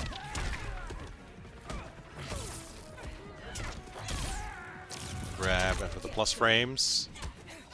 Does he run this one back? Oh my goodness. Couldn't quite get the combo over there, but that's not gonna matter. The 1-1-2 into the Fatal Blow. Finds the hit. Just had Disarded blocking for a bit too long. Disarded made a couple wrong choices in trying to challenge in the situations and just got clipped for it. As you see, a comeback from K-Top now has the lead in the points in this set over here. As he's now up 2-1. What a sequence. I mean, what can you say about that? Just had the sword blocking for God knows how long. Found the hit, easy confirm. And that was a comeback. K-Top being up 2-1. Disarded is definitely looking strong. He had that round, but I feel like, you know, the commentator's curse really kicked in over there. Where it's upgraded 2.0. She already hurts with a successful hit, right? She's already going to make you bleed and do damage over time. And then with Fatal Blow as well, you're running into meterless confirmable options that are, unbreakable. So in that kind of situation, it is mega scary to be on the defensive against a character like Jackie with those resources at her disposal. And K-Top took full advantage of that, is now on set point, looking to potentially eliminate Discarded. Wouldn't surprise me if we went to a match 5. That would not surprise me indeed either. But far away from that, K-Top, not to be underestimated, could make this happen. Convincing and quick fashion. Let's see how this one plays out. Alright, Good punish. Yeah, I really like how he's actively punishing that quite a lot. Not letting any of that being gotten away with. Okay, Discarded just holding his ground. Doesn't want to move too much. Escape failed as well. He's got the Oki to his K-Top. Oh, and that down two? Evading that forward 2 string. This is gonna hurt so much right there. Ends without the actual ender right there. I'm not sure if that was just to keep him closer. Probably. He was looking for something. But Discarded got himself range. Good grab. 1, 2. Okay, plus frames makes him hold the forward 3. Leaps himself into the corner though. Not gonna matter too much. This is Jackie. Guess that 3-3. Back into the corner you go. Plus frames again, counter hit. This is gonna hurt. Discarded. He tried to challenge without breakaway. Risky stuff. All over him. What a comeback. I mean, that is so disrespectful, man. That is just so mean. And just like that, K-Top puts himself on match point to eliminate Discarded. Guaranteed sadness is a very plausible option. Right there with that flame carpet. Oh, the back 2, whiffing, but no overcommitment from K-Top as he's now working on the pressure right here. Discarded. Oh, he didn't commit. Finds a hit though. Yeah, straight to down 2 in case of a breakaway. Speaking of which, no Oh, more defensive bar. He's looking really good for Discarded right now. He's going to spend this and he's going to get a nice chunk of damage, but no kill. A 1-1-2. So I think, as expected from both of us, Falcon, both guys all over each other. Almost taking turns at being dominant. Yeah, for sure. Very convincing round for K-Top. Discards answering back in convincing fashion, and it all leads to this. A final game between K-Top and Discarded. Once again, losers semifinals. When Discarded has people in the corner, he's able to really enforce his very aggressive style. He makes people guess a lot. He's very good at using the 402 media as a means of shimmying people. Now, there's something that I think works in MK11, and that's slow buttons being able, or buttons of a certain speed that usually are slower, being able to shimmy people. And I feel like he does that a lot with 402 after he knocks someone down in the corner. And not just that, he's also got his 1-1 game. He's got his standing 3, which we use. Discarded probably uses standing 3 more than most Shangs that I see, if not all of them. A very good way of just using that just to space you and keep you at that certain range that he wants to. But K-Top's been playing incredibly aggressively and just making him hold it everywhere on the screen, cashing out huge amounts of damage every touch. Oh, what a punish on that whiff down 2. Maybe Pulling the trigger. preemptively? Yeah. Yeah, just a little bit too early on that, but Discarded has a good position to work with. Never mind that, the back throw and the Oki for K-Top right here is he's got the corner to work with the plus frames. Throw escape. And... oh no, that was the worst case scenario for Discarded. But put in the corner as well after getting a absolute beating. K-Top on match point. Looking really, really strong in this final game and hungry to make it further to these points. More offensive. Or just got it back. Make something happen. But Discarded, man, speaking of which, has to make something happen. Oh, and the escape failed as well. He knows that he's going to try and look for the back throw. Layered mind games right there. Flawless block on the jump in. Couldn't get the shrapnel out, but not gonna matter. The triple grenade launcher as well. Not working out for K-Top. Discarded has a chance. Has to spend it. Really good patience from Discarded. Not sure about opting to go with the Fatal Blow, considering the life. It's the most damage he can get off of this touch, right? And then if K-Top, if he were able to break, then it would have worked out a little bit better. Maybe that's what he was fishing for, but his life is just slowly good block on the melting overhead! away. Okay, the down 2, he read the breakaway. The 114 overcommitment didn't quite work out for him. Disarded has a chance. Good block! I love the idea. I love the idea, Falcon. The mix-up at that point in stage in the round. All right, we got it, K-Top. We got it. He's already dead! The mix-up on the overheads or the slides, fortunately, didn't work this time around. It is going to be K-Top who advances in the tournaments. At least he opts to go with the friendship. K-Top has been a monster in the Pro Comp Online. For every single time that we've seen him in this top 8, he's just been on a tear. With a very popular, arguably the best loadout for Jackie Briggs as well, being incredibly impressive and just able to utilize that so much. Now, I think Disarded has done an excellent job to make it this far in the tournament, but unfortunately he did fall over there and is now eliminated from this bracket, as both those guys, believe it or not, were in losers. But now, Disarded having fallen, the hopes are with the against Mr. Ramirez. My mind just went completely blank for a second. You're good. We got the bracket on the screen. Mr. Ramirez in the losers finals for a chance to run a Mercer in the grand finals, sitting comfortably over there in the winners, Mitsu. This should be a very interesting one as well. So we have 2 more sets to go in this top 8, Mr. Ramirez versus K-Top, and of course the grand finals. We'll jump into that in just a teeny bit, but for now let's talk about some awesome Mortal Kombat gear. The Mortal Kombat 11 Pro Competition merch store. Rep your realm, rep your character, rep your community. Go ahead and visit amazon.com/Mortal Kombat to browse some awesome gear. Be it shirts, being accessories for your phone, all the goodness can be found over there, Falcon. But for now, I think we're actually going to go for a quick break and have a little bit of a commentator change. I'll actually tag in catch up for the rest of the tournament. So just stay tuned. We'll see you in just a teeny bit. Don't go anywhere.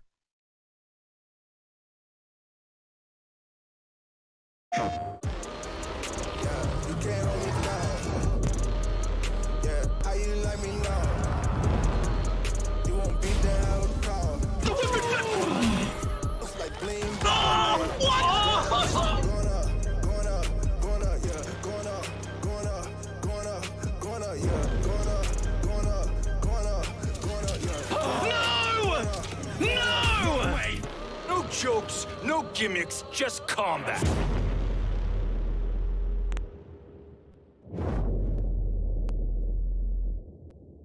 PlayStation.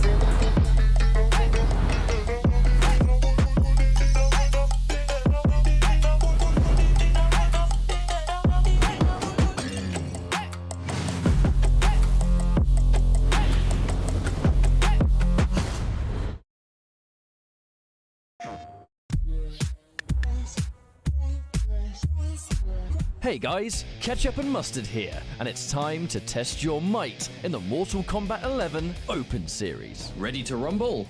Power on your PlayStation and head to the Events app, filter by type, and select a convenient date and time. Boot up MK11 and locate the PS4 Tournaments menu option. Click it to visit a familiar place, the Console Events tab. Sign up and prepare to play. Once registered, you can view your tournament details and check-in time. A notification will remind you to tighten your black belt and get over here for your match. Continue combat in the open qualifiers to close in on the competition. Thank you for watching, and we'll see you in the tournaments.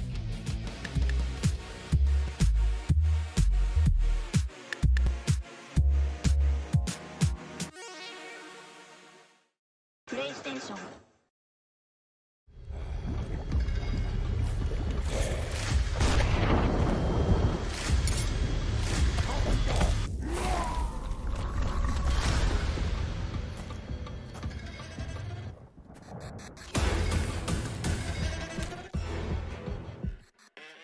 Who are you? I'm your worst nightmare.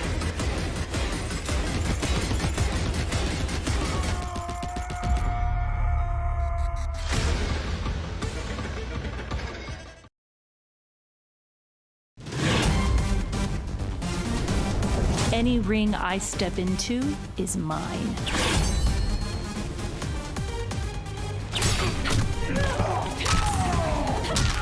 End of the line. Then this fight is now personal.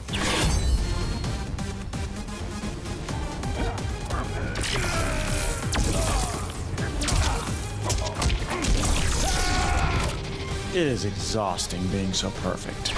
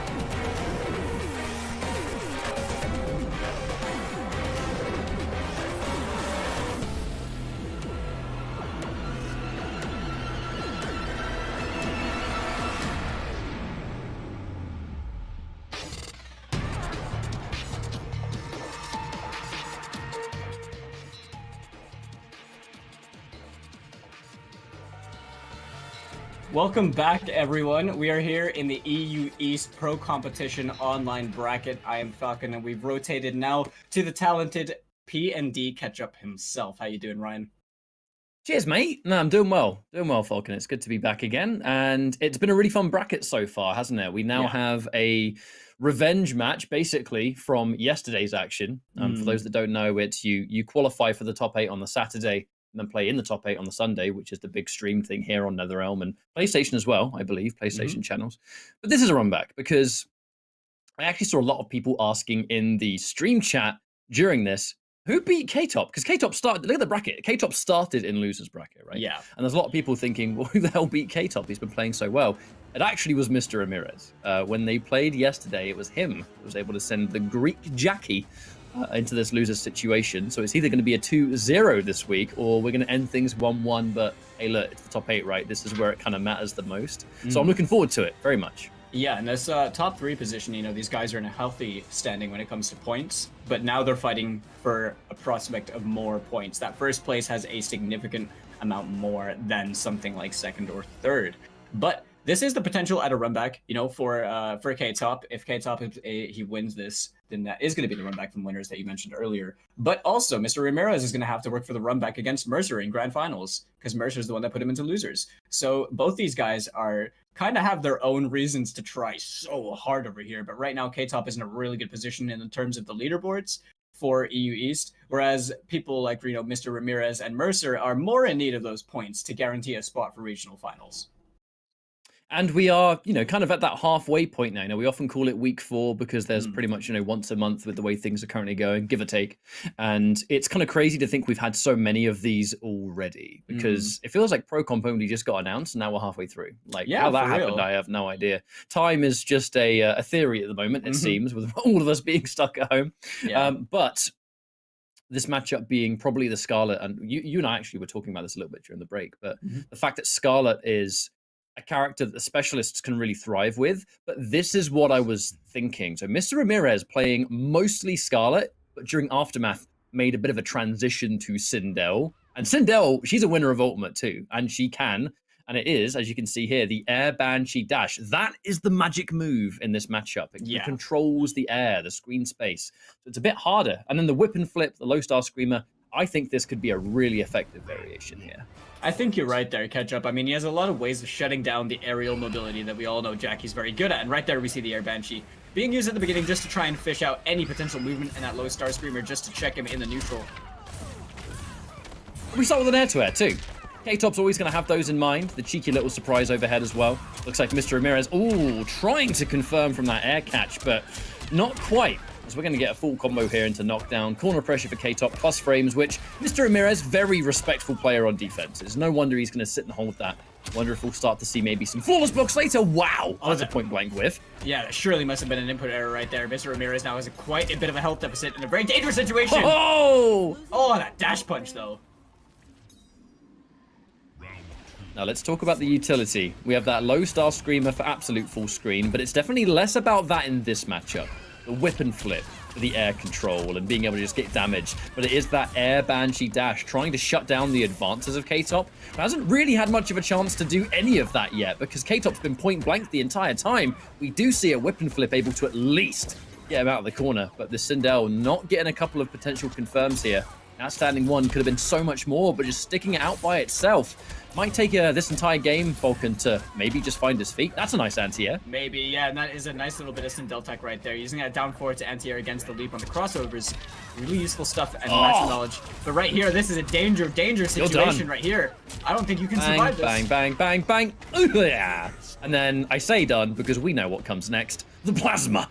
The Plasma all over the floor and nothing you can challenge. And what a dominant game one that was, but it has to be said, I don't think that really was a matchup thing. It just kind of seemed like that Sindel, I don't want to use the term rusty, but I think it wasn't in its top speed, was it? There was still us kind of getting that momentum, and hopefully this next game, if he goes Sindel, will be a bit more comfortable. Just a little bit like uncomfortable. You can tell that there's, you know, a slight bit of not unfamiliarity, but just a lack of time, as much time being put into Sindel, which is quite obvious, you know, given how we see Mr. Ramirez play Scarlet.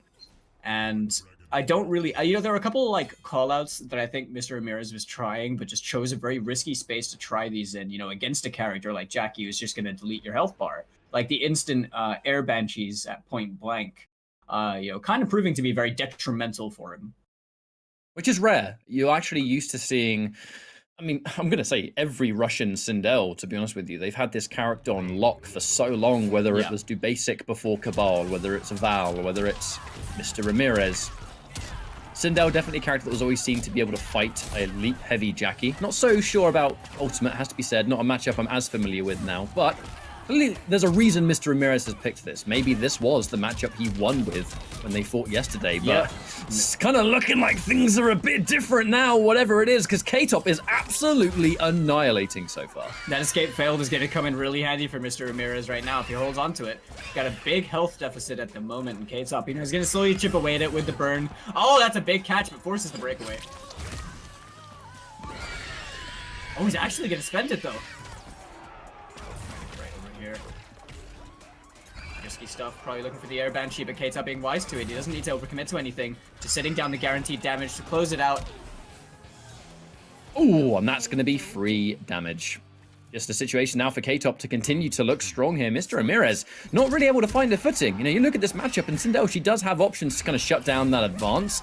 Thing is, K-Top, like kind of like now, before that trade anyway, that sent them both full screen, he's finding that one opportunity to close in the space. And then we spend the rest of the round, a breaker gets used by Mr. Ramirez, and then Jackie's on you all round long. You can't create that room that you're supposed to be good at.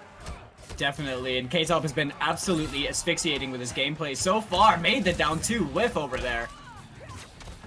A nice little chunk of damage right there from Mr. Ramirez. Potentially the start of something, but the back 2-2 into the dash punch. Flawless block. Needs a bit more than that. Lovely catch on the 1-1. Okay, 18% damage, just like that. Stagger on the forward 4. Right, we're starting to get a foot here. It's not just defending and trying to poke out. Now we're finally getting some offense of our own. But the whiff! Oh, the counter hit K-Top! This is ridiculous, Falcon. You definitely know that Banshee Scream was just a little bit too late for Mr. Ramirez. It was the right idea if K-Top committed to the button on the way in. But K-Top taking full advantage of that situation. A nice confirm into a fatal blow. Takes the first over Mr. Ramirez. You know, really strong. So that was the second. The second, not the first. Right. But this is, I mean, the thing is, I know you were just like, hey, second, not the first. You could have fooled me with how quickly these games are going. We've all been there where a set is so quick, you're like, wait a minute, that was game 2 already? And I think, to be honest with you, Falcon, that's a testament to how dominant K-Top has been so far. This Sindel has not been working now. Is it going to be a change back to Scarlet? Because clearly the Sindel was picked for matchup reasons. Yeah. And again, the Sindel all the way.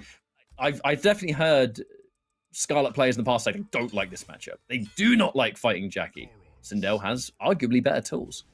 Yeah, you know, I mean, if this is, I'm pretty sure it's safe to assume that this is definitely a comfort pick. And in this sense, it's like Mr. Ramirez is going to live and die by the Sindel pick as he's now on his tournament life. K-Top, on the other hand, you know, the player who we saw win the last time in Europe East, even in the losers bracket, just looks incredibly dominant as if he was in the winners to begin with. Now, here we go again.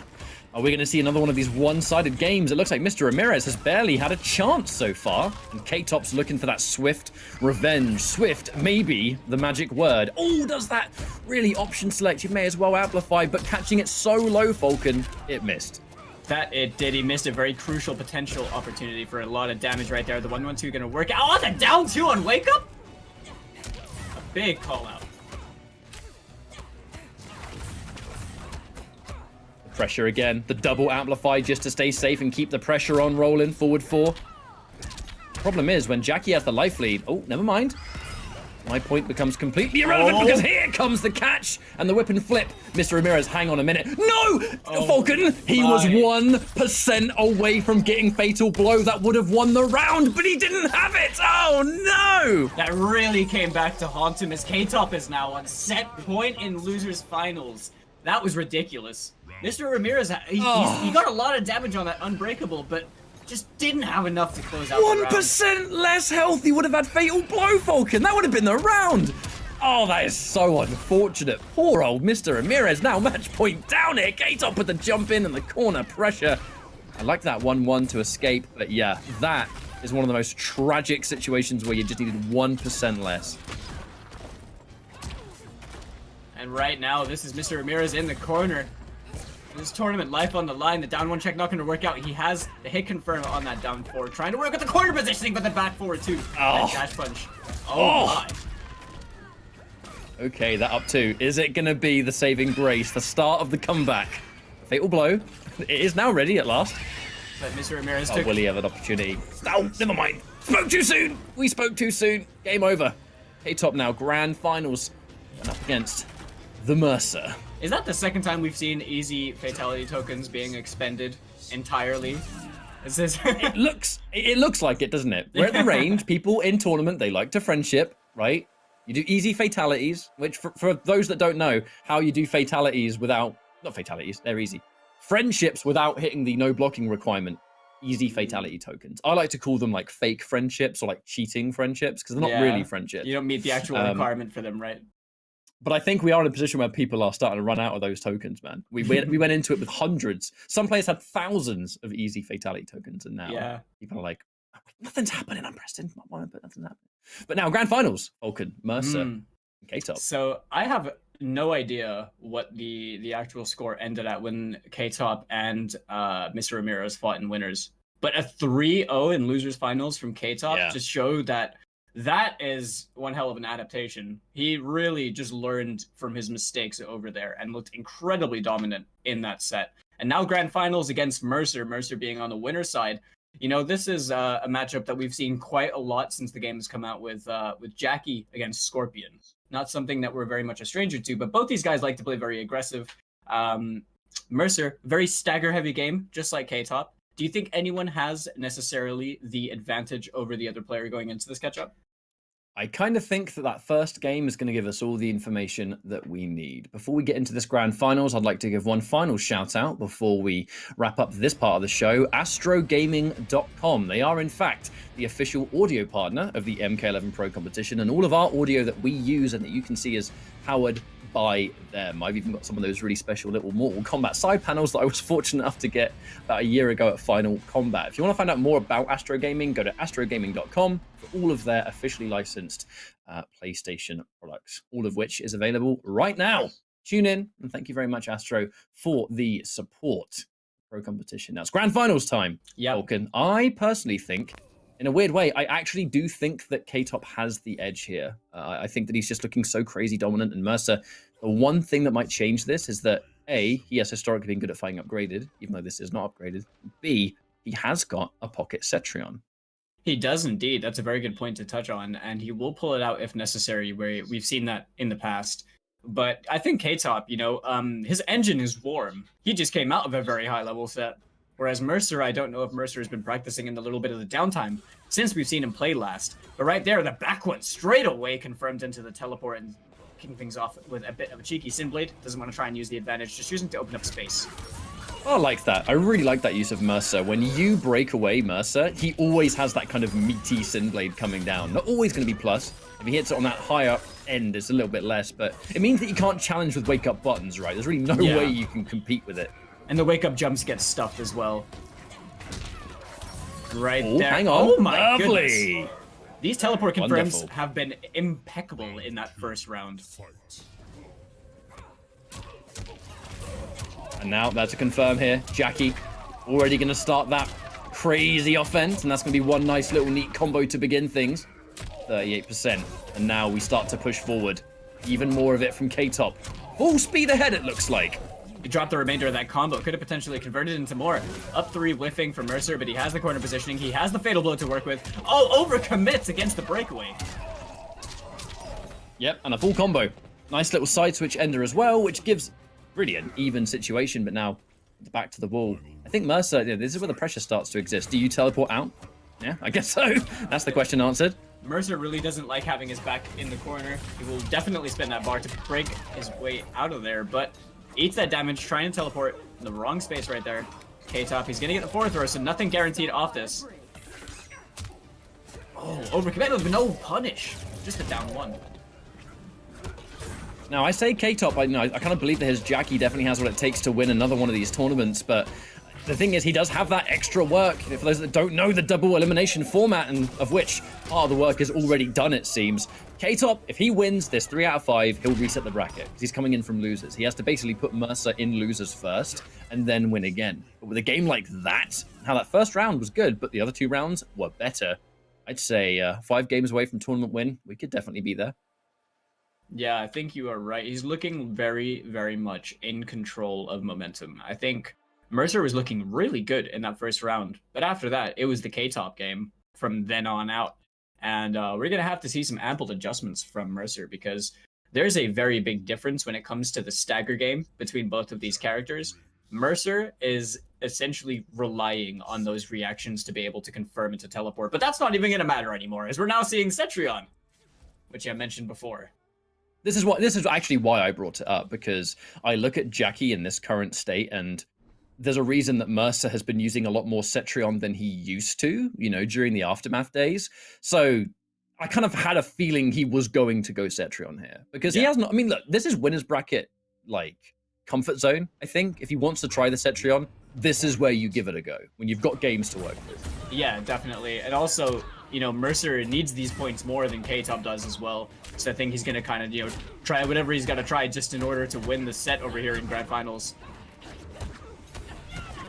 Cetrion definitely a character that can fight Jackie. You're pretty much looking at the top 2 characters in the game right now. To be honest, that's up for debate, but I certainly Very hard to so. argue with that, yeah. I mean, competitively, they have the results in every tournament, and that's going to be goodness. The KB dash punch out of nowhere, trying to leap forward, but it will be the Amplify knocking him down. A bit of a different matchup here. K-Top, though, thanks to Open Series, plenty of opportunities to fight Acid and Massa. My goodness. So he is used to this matchup, Falcon, let me tell you. That I'm sure he is. Mercer and Aso play, you know, quite a different way. In that situation, I do not think Asadamati would have teleported himself into the corner, drops the confirm. Oh dear. Oh god, no! He actually can't kill because the Fatal Blow's not here. It isn't, but chip territory almost enough. And the 1-1 to close things out. That was a very scrambled ending, almost slipped away from Mercer. Round 2, fight.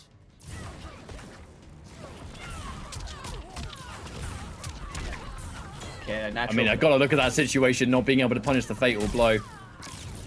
That was seriously, like, I look at that situation, I'm like, that is one of the worst rounds to lose, because technically it's there. I'm sure Jackie could have punished it too. He Just must have something.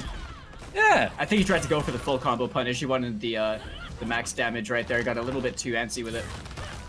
And right now, oh, if that was a straight one, that would have hurt bad. But we're seeing a big health lead right now from K-Top, who's just comfortable sitting back. We're seeing a teleport in from Mercer. Questionable decision without the breakaway, but he's not going to need it. The punish on the dash punch right there.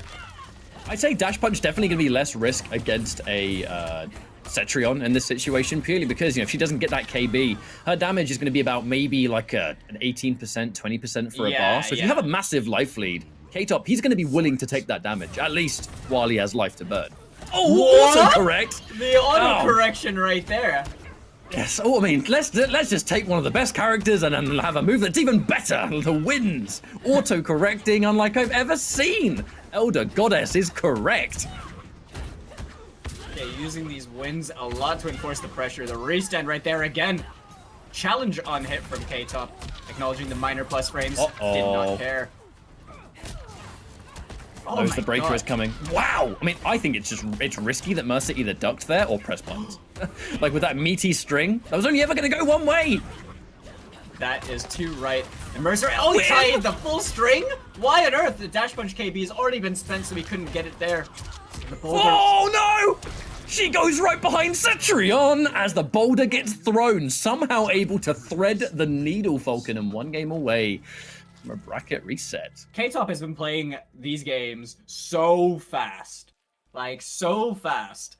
We saw a 3-0 very quickly in Losers Finals. We are now at 2-0 in Grand Finals. K-Top 1 game away from resetting the bracket.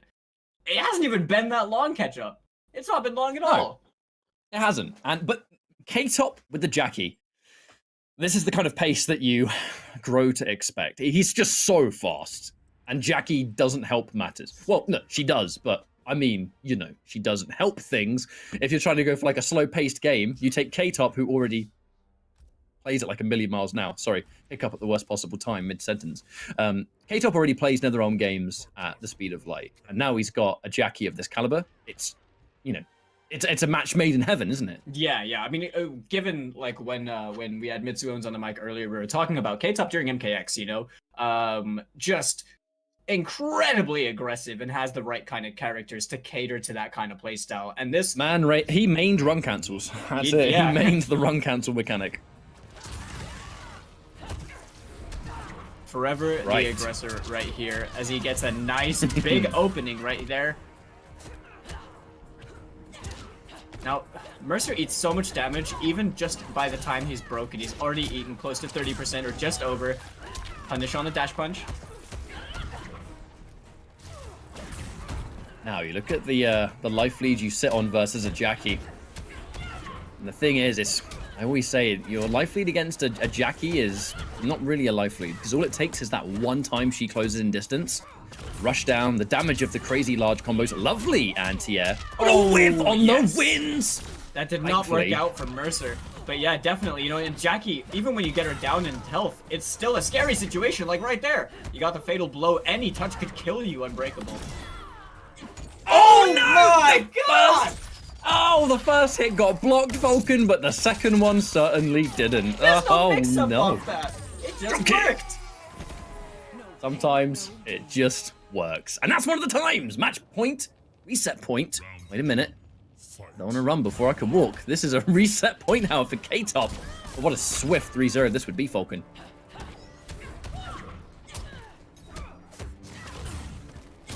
Okay, good block, but kept him patient. Yeah, I mean, only 102 damage on that confirmed. Very minimal compared to the damage of Jackie, who just turned out 243. Off a nice confirm from K-Top, who's looking really much so in the driver's seat in this set at the moment. These throws working out quite favorably for Mercer at the moment. Oh dear, letting the whole string rot. You're going to take so much damage before you even have a chance to break meaty plus frames.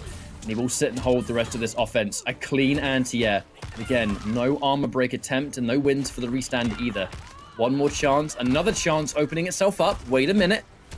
And at this health, he's not even going to need to use Fatal Blow. That's it. There's that confirm, that standing one having such a generous hitbox size. Confirms the hit. Mercer now keeps himself avoiding this bracket reset right now. Very, very narrowly, but K-Top with that huge leap in closes the gap instantaneously. Right now he is making Mercer hurt so much who just didn't break any of that 40%. I'm not sure I like the lack of break because it put you so close to the corner, but you know what? He was able to take the risk and fight his way back out, so instantly able to kind of prevent that situation from even being a problem. And now, actually, has a bit of a life lead. I always say against Jackie, you know, that's punishable. No. He's only going to need to spend one bar here. Actually, yeah, spends it and gets the breakaway. So he's saving it. You can see he's saving that offensive bar so much. He wants that shrapnel blast so bad. There it is. There's the anti-air again. Oh, no fatal blow, though. I question that decision if it would have potentially maybe killed. Oh, and he gets it. Wait a minute. All right. We said a swift 3-0 was on the cards, but Mercer pulled it back. Just about managed to hold that one down, winning the game for himself, and, you know, just stopping that bracket reset has the potential to win the set before that could happen. But K-Top has looked incredibly good so far. There were just, you know, a couple of those situations, like when Mercer didn't break against that 40%. It's quite surprising when a player makes that decision very early on in the round, but they still manage to win the round.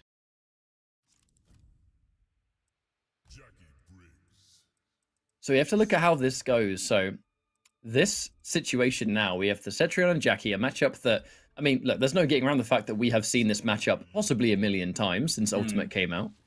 But with the development and really, when I'm looking at like what adaptations you can make here, it's kind of hard to say because they both have such a variety of tools. Yeah. You have no choice really but to take it on that game by game basis. You know, K-Top, it was the rush down and the crazy offense that got those first two games. And in that game, it was very much, I think, K-Top being a bit too eager to close it out. And that's really what Cetrion wants you to do, because it's not just zoning. Cetrion, it's buttons, it's footsies. Anti-air. I mean, how many times have we seen that anti-air of the instant blast? it's the main thing that is catching K-Top all the time. Yeah, definitely. I mean, Mercer's got those really well-placed standing ones. Commit to the full string again. Actually manages to find the hit over there. And K-Top with a big whiff punish right here. Are we going to see Mercer break? We are. 30% though. And I also really like the down 2 call out from Mercer straight away at wake up, because K-Top has been using the back 3-4 immediate so much in this top 8, but it hasn't been pressed buttons on once against it. And right there, oh my god, this is danger! Right here, he's gonna get that 4-2 into the fatal blow. One drop cost him the round right there, catch up. Yes, it did. And now, another one of these situations where K-Top 1 round away, going himself in to the reset point. And that will just be the halfway mark of this grand finals, if we reach it. Is this going to be Cetrion and Jackie all the way? And that's the question. The wins, extra plus frames, the respect being shown, can't quite pick it up. Didn't quite get his dash buffer in there, but doesn't matter, because he's still able to get the pressure onwards. Good chip as well. Oh god, the active frames of Cetrion's buttons. Oh, counter hit! Oh my goodness. He has to break over here. 316. Oh, that's a big Another block. punish. Goes down to what I was saying before, where it's, oh, only 19%, but wait a sec, K-Top takes the 19% and gives himself 36 for that neutral duck. Now confirm. No confirm into Fatal Blow, that would have been the round. I was very surprised about that one, really wasn't ready to pull the triggers. Oh, but the opportunity is taken away from him, and that's the reset. Now let's talk about the very obvious error there. Fatal Blow was available. You hit the 2-hit. Yep. Cetrion, part of being a Cetrion main is having that kind of 2-hit confirm into Fatal Blow instantly. The thing about Mercer is he's not a Cetrion main. There are little small elements like that. If he hit a 2-hit there with Scorpion, I bet you he would have confirmed it. But with Cetrion, it is a secondary for him. So those small little call-outs. It's the mild unfamiliarity, isn't it? Yeah, exactly. Yeah, it's set bracket. It's crazy though, because you'd think that's like a very fundamental decision that would translate across the characters, and I feel like a 1-1 Fatal Blow with Scorpion being the win condition and a 1-1 Fatal Blow with Cetrion kind of, are quite similar, but clearly just wasn't ready to pull that. The bracket has been reset. We're seeing Mercer switch back to Scorpion as well, who I honestly think he was kind of doing a bit better with. I think he might have just felt more comfortable playing the matchup with Cetrion, but we see that Mercer is just a better player when it comes to Scorpion. It's his character, right? Comfort goes a long way. You can look at the tier list all you want, but if you're more comfortable with one character than another, that is where the chips are down. Now 1-1 confirm. Let's not forget. Oh, the problem. Drop. Yeah, I mean, he's going to have a little bit of difficulty against Jackie because she does kind of have that, that female hurt box, which is a little bit harder to combo, especially with those kind of late Scorpion 1-1s. I guess the Sin Blade combos certainly don't help that.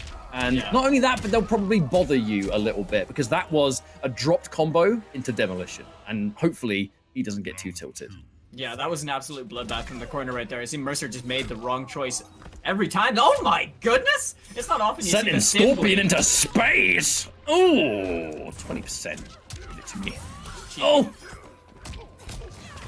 You know when I said he's going to have difficulty with certain combos because the smaller hurt boxes? Yep. Oh, Jackie! 837% on hit for that one right there. 1-1 short pops.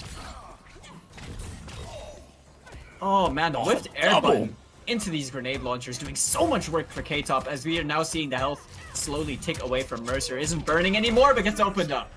Oh god, absolute destruction. So now we ask the question, are we going to see a variation change? Because I don't think that Sin Blade, look, the Sin Blade is not working because he is struggling with the combos against Jackie's small hurt box. So I've seen Scorpion players pick Reborn against Jackie because you have the air grab KB. I've seen the teleport cancel, the classic.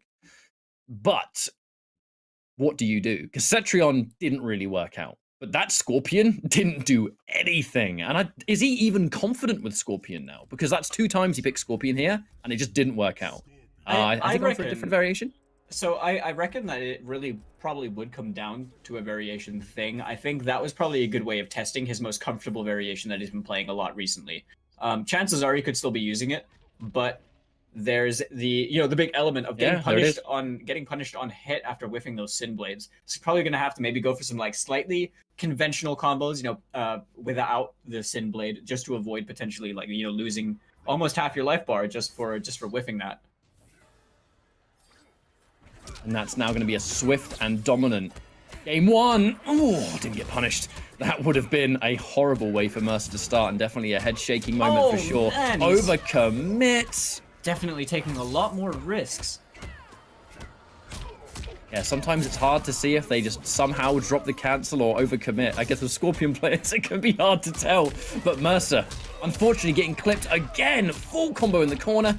Doesn't need to spend any extra meter on the launch because we're in the corner. All it takes is a neutral jump. Tries really hard to interrupt. He can't manage. Falcon, this is looking like a wash. Mercer, yeah, just really scrambling to try and make his way out the corner. It seems like he just doesn't like being in here, looking for any opportunity to get his way out. Spends the bar just to try and make it work. But K-Top, like you said, I mean, he is just bringing the mop right now to Mercer. Mercer just looks incredibly overwhelmed.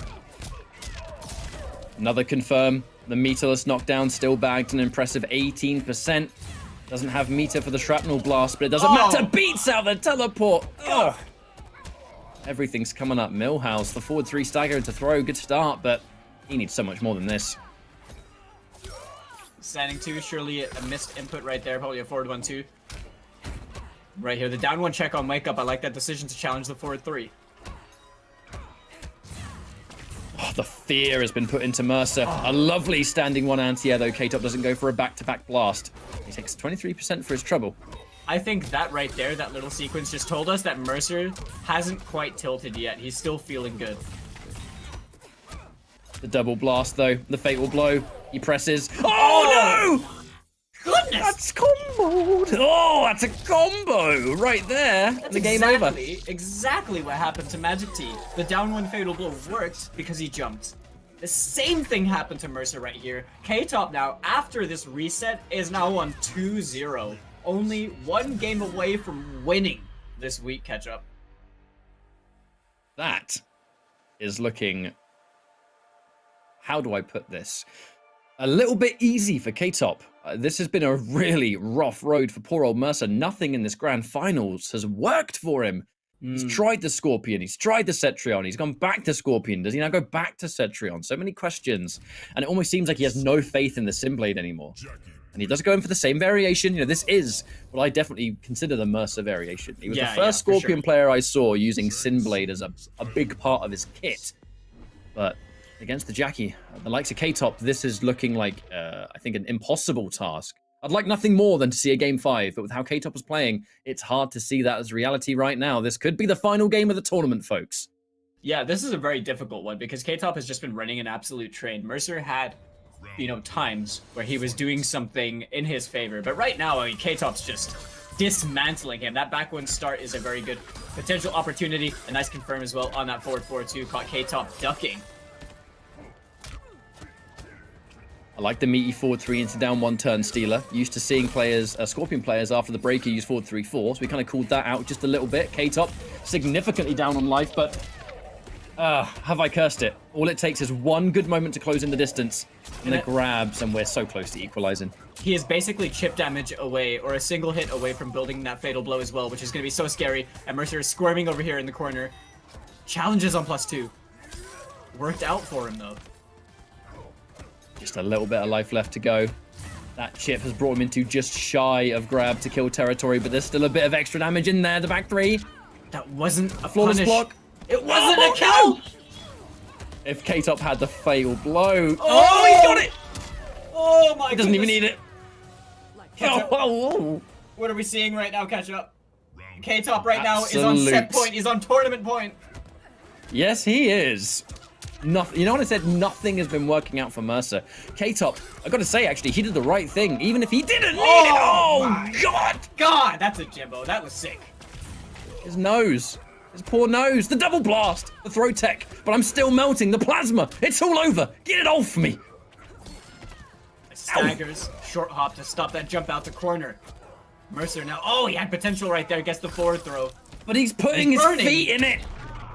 Oh! K-Top says no win for you.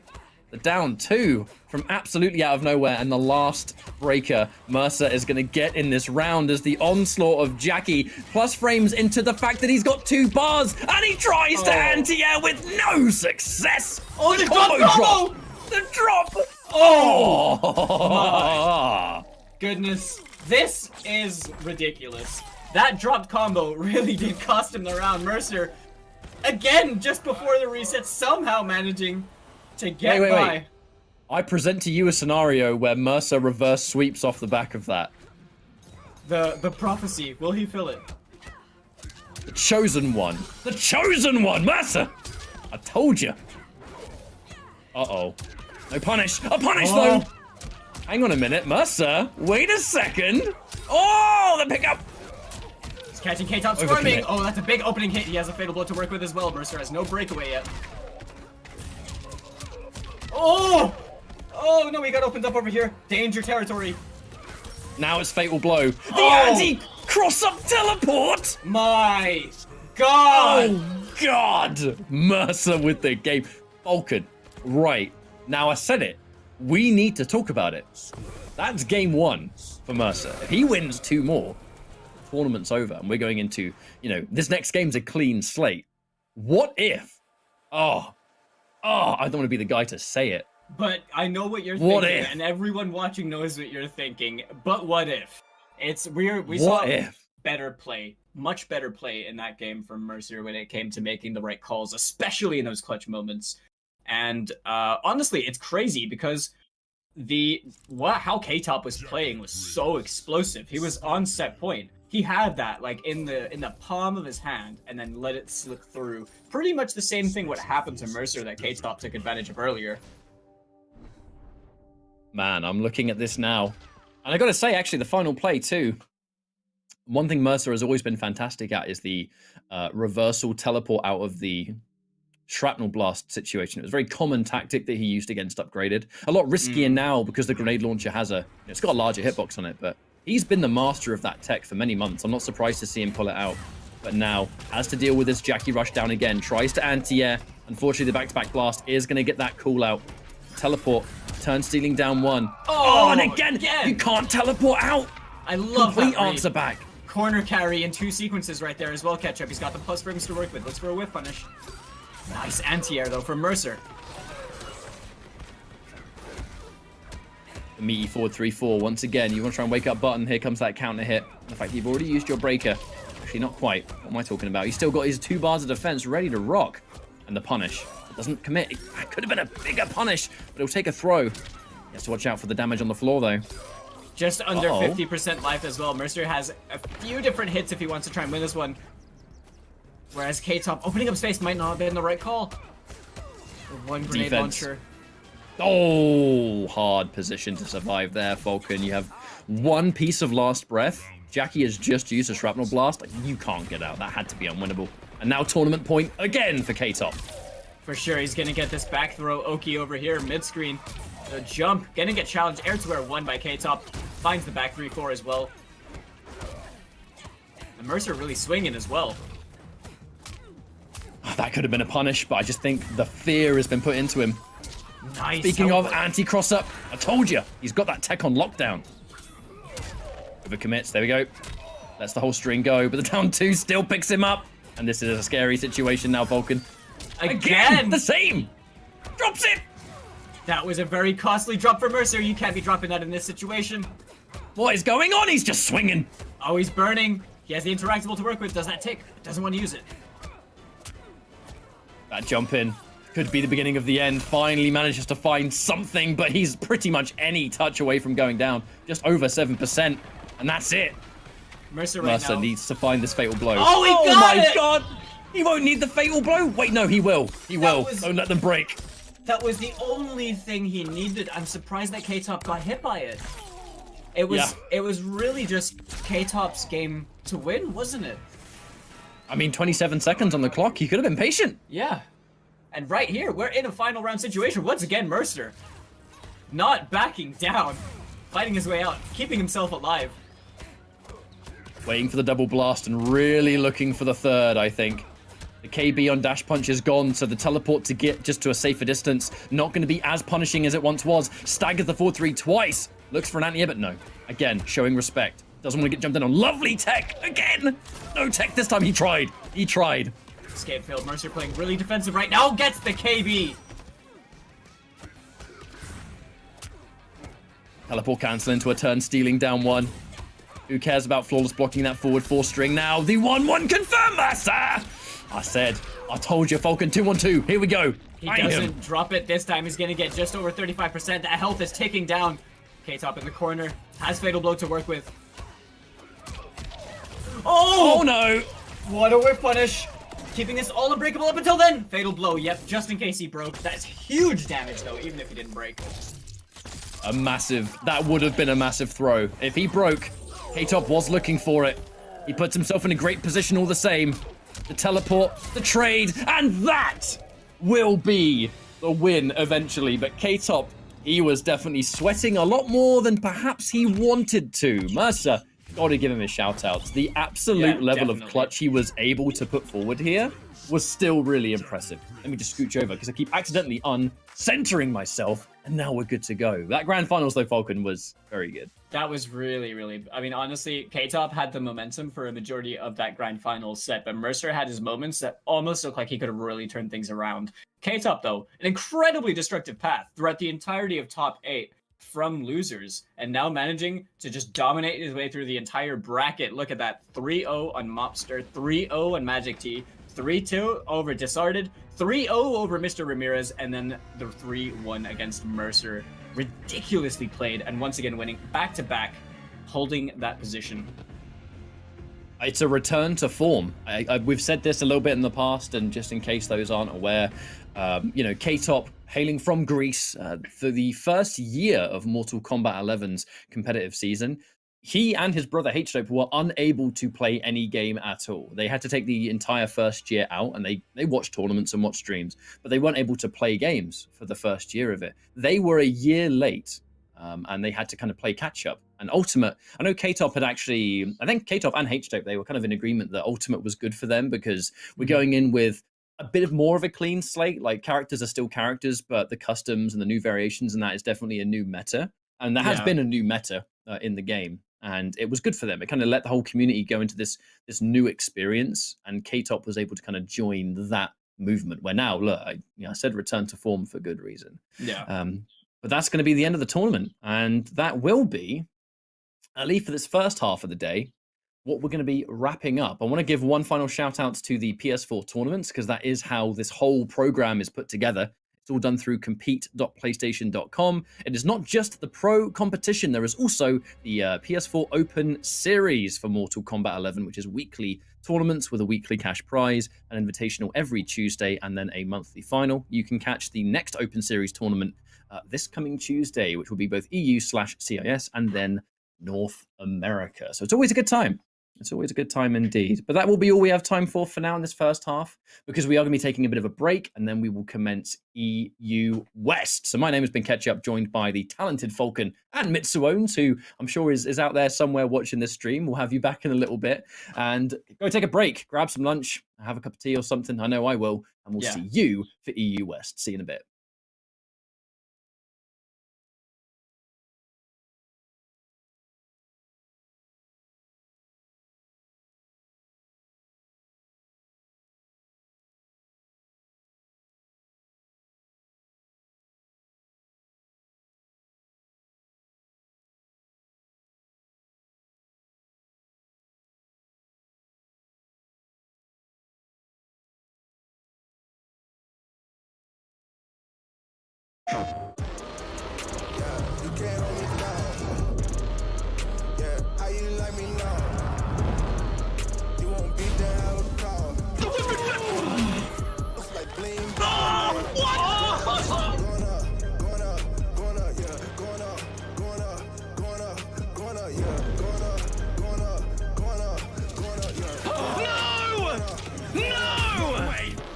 Jokes, no gimmicks, just combat.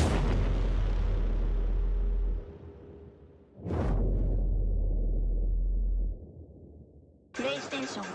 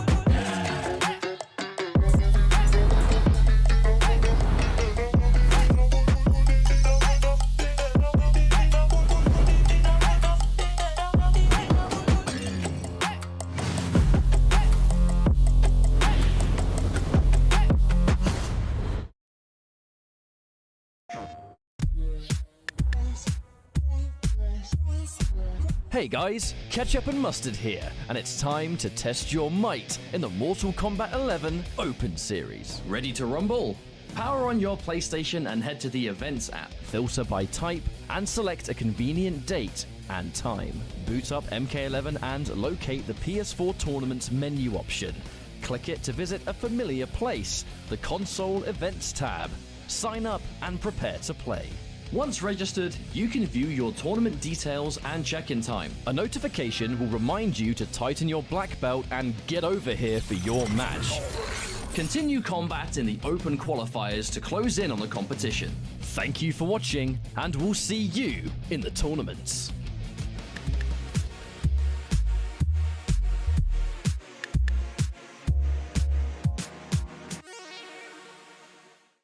PlayStation.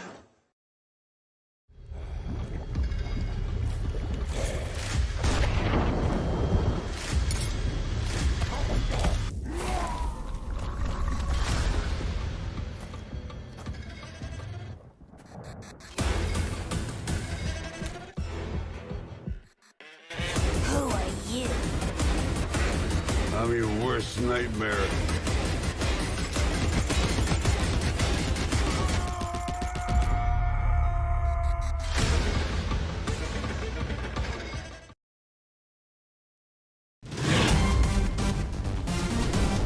Any ring I step into is mine.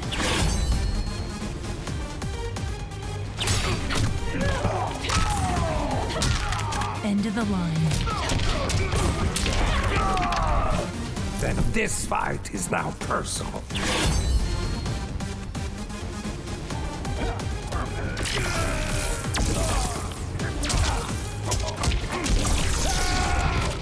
It is exhausting being so perfect.